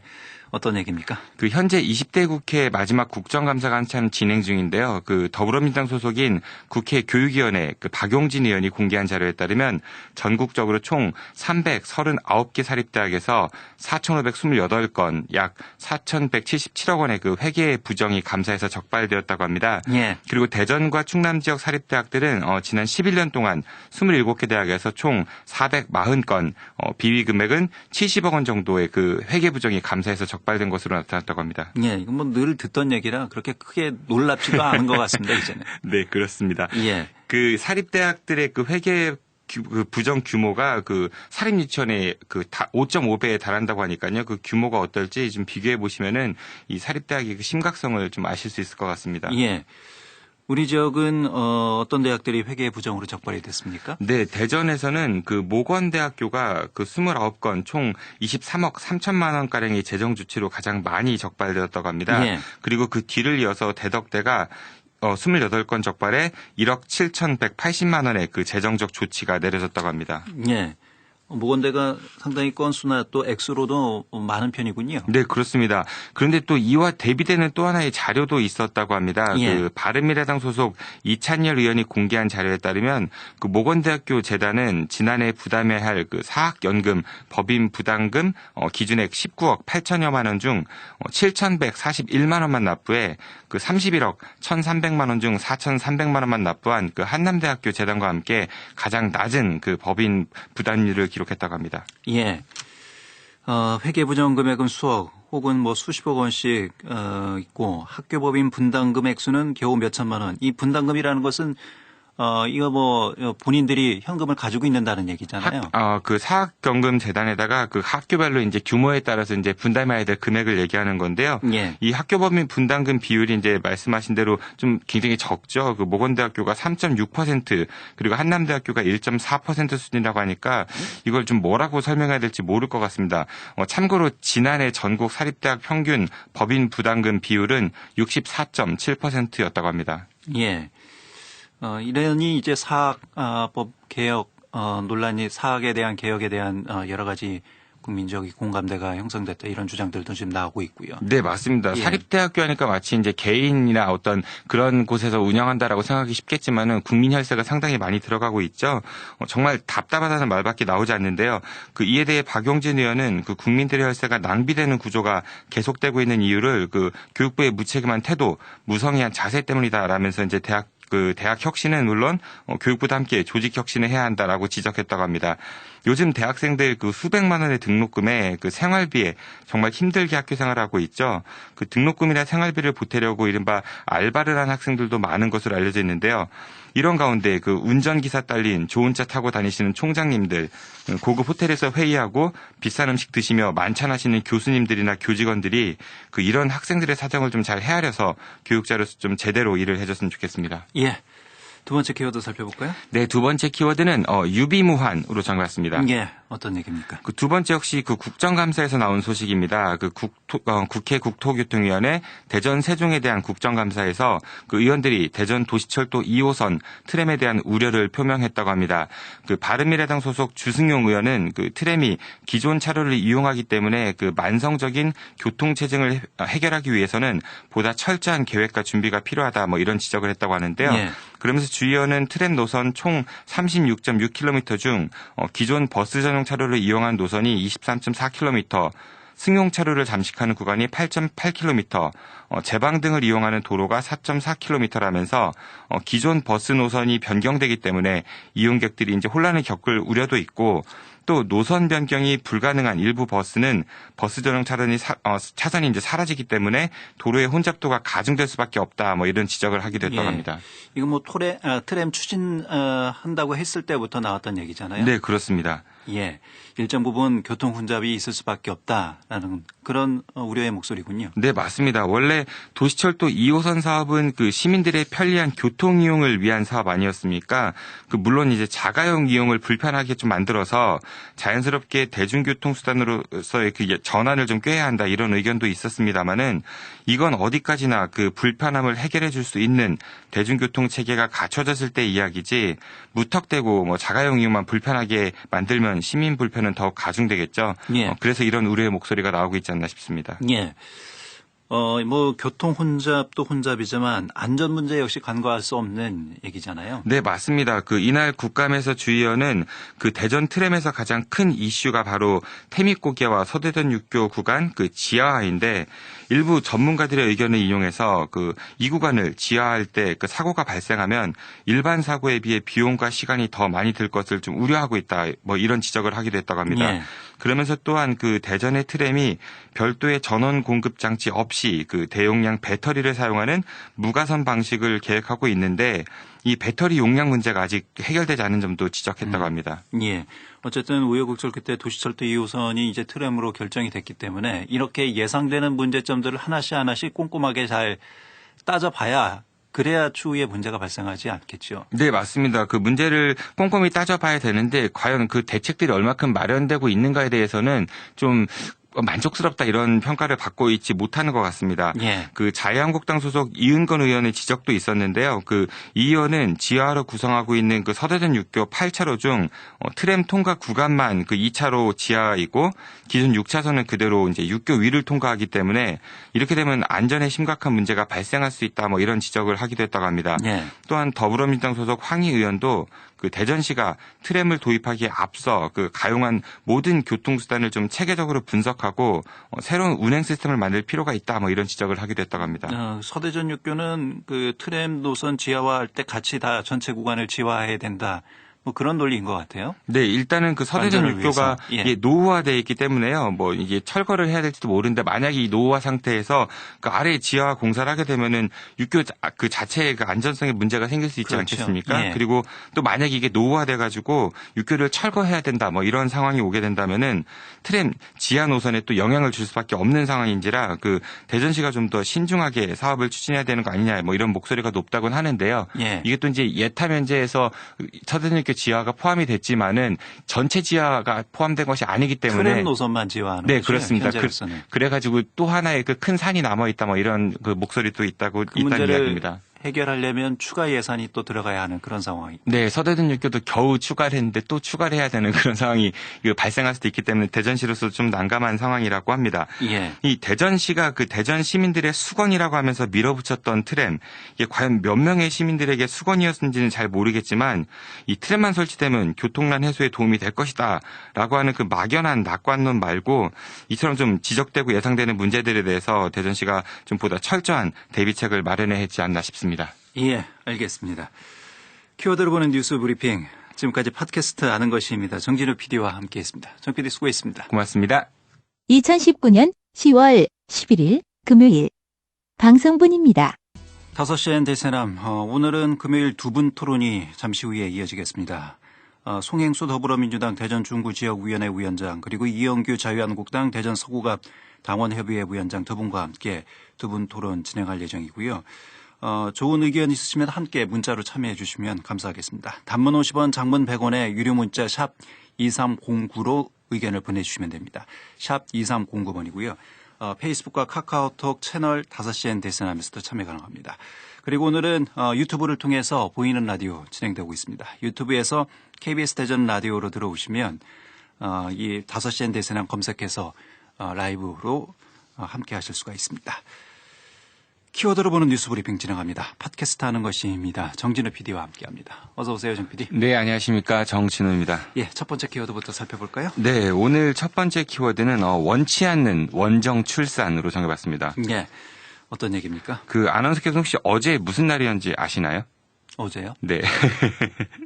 예, 모릅니다. 네, 어제가 어제가 10월 10일이었죠. 그 예. 임신기간 10개월을 상징하는 임산부의 날이었다고 합니다. 아, 그렇습니까? 네네. 예. 그 갈수록 심해지는 출생률 저하로 인해 이제 임신과 출산은 정말 심각한 사회적 문제로까지 대두되고 있는데요. 예. 그 이런 가운데 충남에서는 그 산부인과나 산후조리원수가 턱없이 부족해 그 충남 지역 임산부들이 큰 불편을 겪고 있다고 합니다. 그 충남에서 분만이 가능한 의료기관은 2013년 32곳에서 지난해 25곳으로 6년 사이 22%가량이 줄었다고 합니다. 그래서 진료나 출산을 위해 대전 등 그 인근 대도시로 나오는 임신부들의 수가 크게 늘어나고 예. 있다고 합니다. 지금 워낙 출산율이 줄어들고 있는 추세라서 이 산부인과가 많이 감소했다. 이런 보도는 계속 나오고 있습니다만 이 농촌 지역은 더 심각하다 이런 얘기잖아요. 네, 그렇습니다. 그 임산부들의 건강권이 크게 위협받고 있다 이렇게도 볼 수 있을 것 같은데요. 예. 지난해 세종과 충남 소재 의료기관에서 신고한 분만 건수는 그 해당 주소지에서 출생 신고를 한 부모들의 수보다 5천여 건 가량이 적었다고 합니다. 그러니까 즉 사는 곳이 아닌 다른 곳에서 아이를 낳았다는 뜻이겠죠. 예. 특히 충남 청양과 태안은 민간 산부인과가 하나도 없다고 합니다. 그래서 충남 지역 임신부 10명 가운데 4명은 다른 시군으로 그 원정 진료를 다니고 있는 실정이라고 합니다. 예. 이게 뭐 산부인과가 아기 출산만 위해서 가는 곳이 아니잖아요. 네, 그렇습니다. 예, 주기적으로 정기적으로 계속해서 가야 되는 검진도 해야 되고 또 그렇죠. 질병도 확인해야 되고요. 예. 그러니 이렇게 저출산을 극복하기 위한 우리 사회의 여러 노력이 펼쳐지고 있음에도 불구하고 이런 여건들이 제대로 갖춰져 있지 않고 있다라는 비판이 있을 수밖에 없는 것 같습니다. 네, 맞습니다. 그런데 또 출산 이후 이제 산모들이 많이 찾는 그 산후조리원 역시 마찬가지라고 하는데요. 네. 그 충남 서남부권인 그 논산이나 보령, 금산 등 이제 무려 10개가 넘는 시군에는 산후조리원이 없다고 합니다. 예. 사정이 이렇다 보니까 이 지역의 많은 임신부들은 대전이나 충남 그 서북부의 대도시로 나가 이른바 원정 출산을 하고 있는 실정이라고 합니다. 예. 병원 운영하시는 분들은 수요가 없기 때문에 병원을 운영할 수가 없다 이런 논리이겠습니다만 이게 병원, 의료라는 것이 이런 수익성만으로는 좀 볼 수 없는 그런 공공의 영역 분명히 있지 않습니까? 네, 그렇습니다. 이게 경제 논리로만 볼 건 아니지 않나 싶은데요. 예. 그래서 공공산후조리원 그 이야기가 나오고 있습니다. 그 현재 공공산후조리원 설치와 운영 권한은 그 각 기초단체장에 있다고 합니다. 즉 도지사가 아닌 그 시장이나 군수에게 있단 말이죠.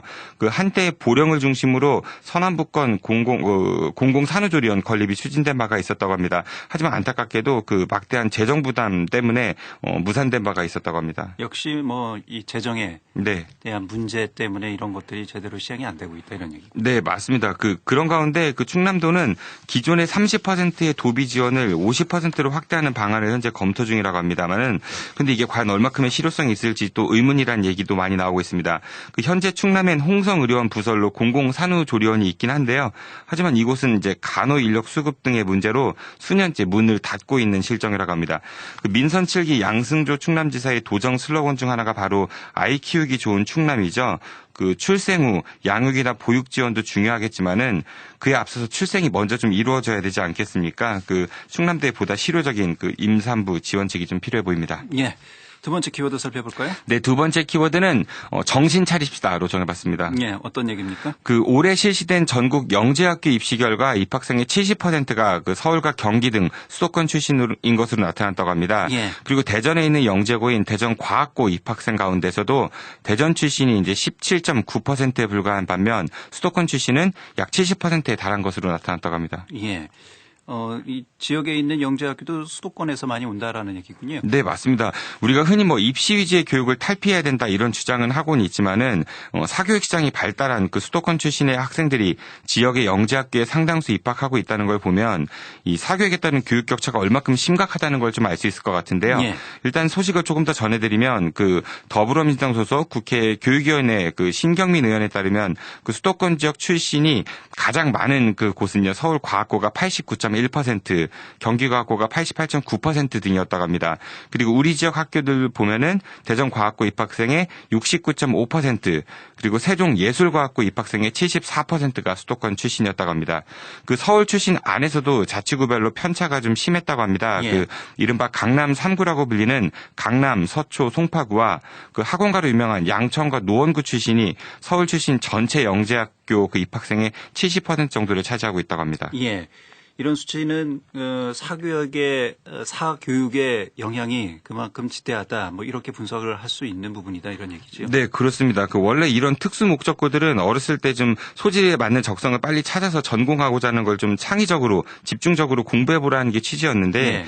이게 어느 순간 그 일종의 고교 서열화로 변질되어서 그 입시에만 치중하게 되고 또 그것이 이제 사교육 광풍으로 이어지는 게 아닌가 싶어서 참으로 좀 안타깝다는 생각이 듭니다. 뭐 영재학교를 진학하기 위한 입시 학원들도 뭐 초등학교부터 아주 뭐 성행하고 있다. 뭐 이런 얘기는 많이 들었습니다. 요즘은 유치원도 많이 있습니다.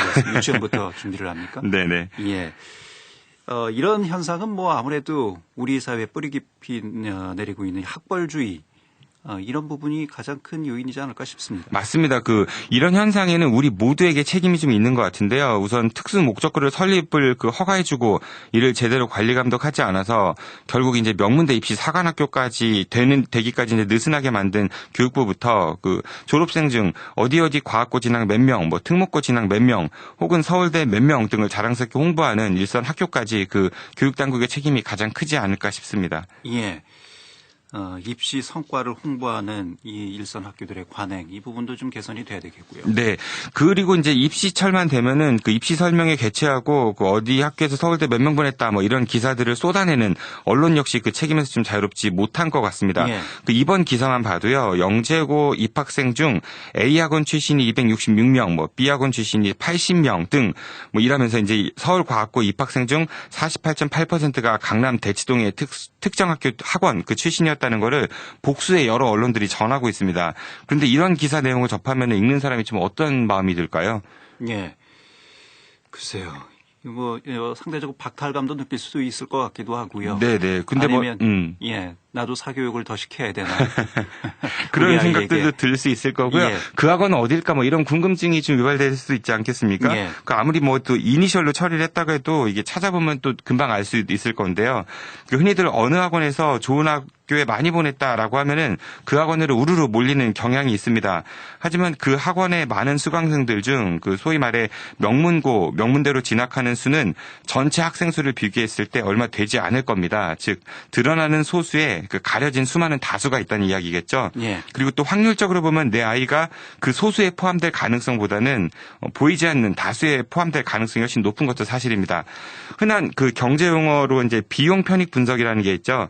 그 소수가 되기 위해 쏟아부은 돈과 노력, 희생을 생각한다면 과연 이런 현상이 올바른 것인지 좀 우리 모두가 다 함께 좀 냉정하게 따져봐야 되지 않을까 싶습니다.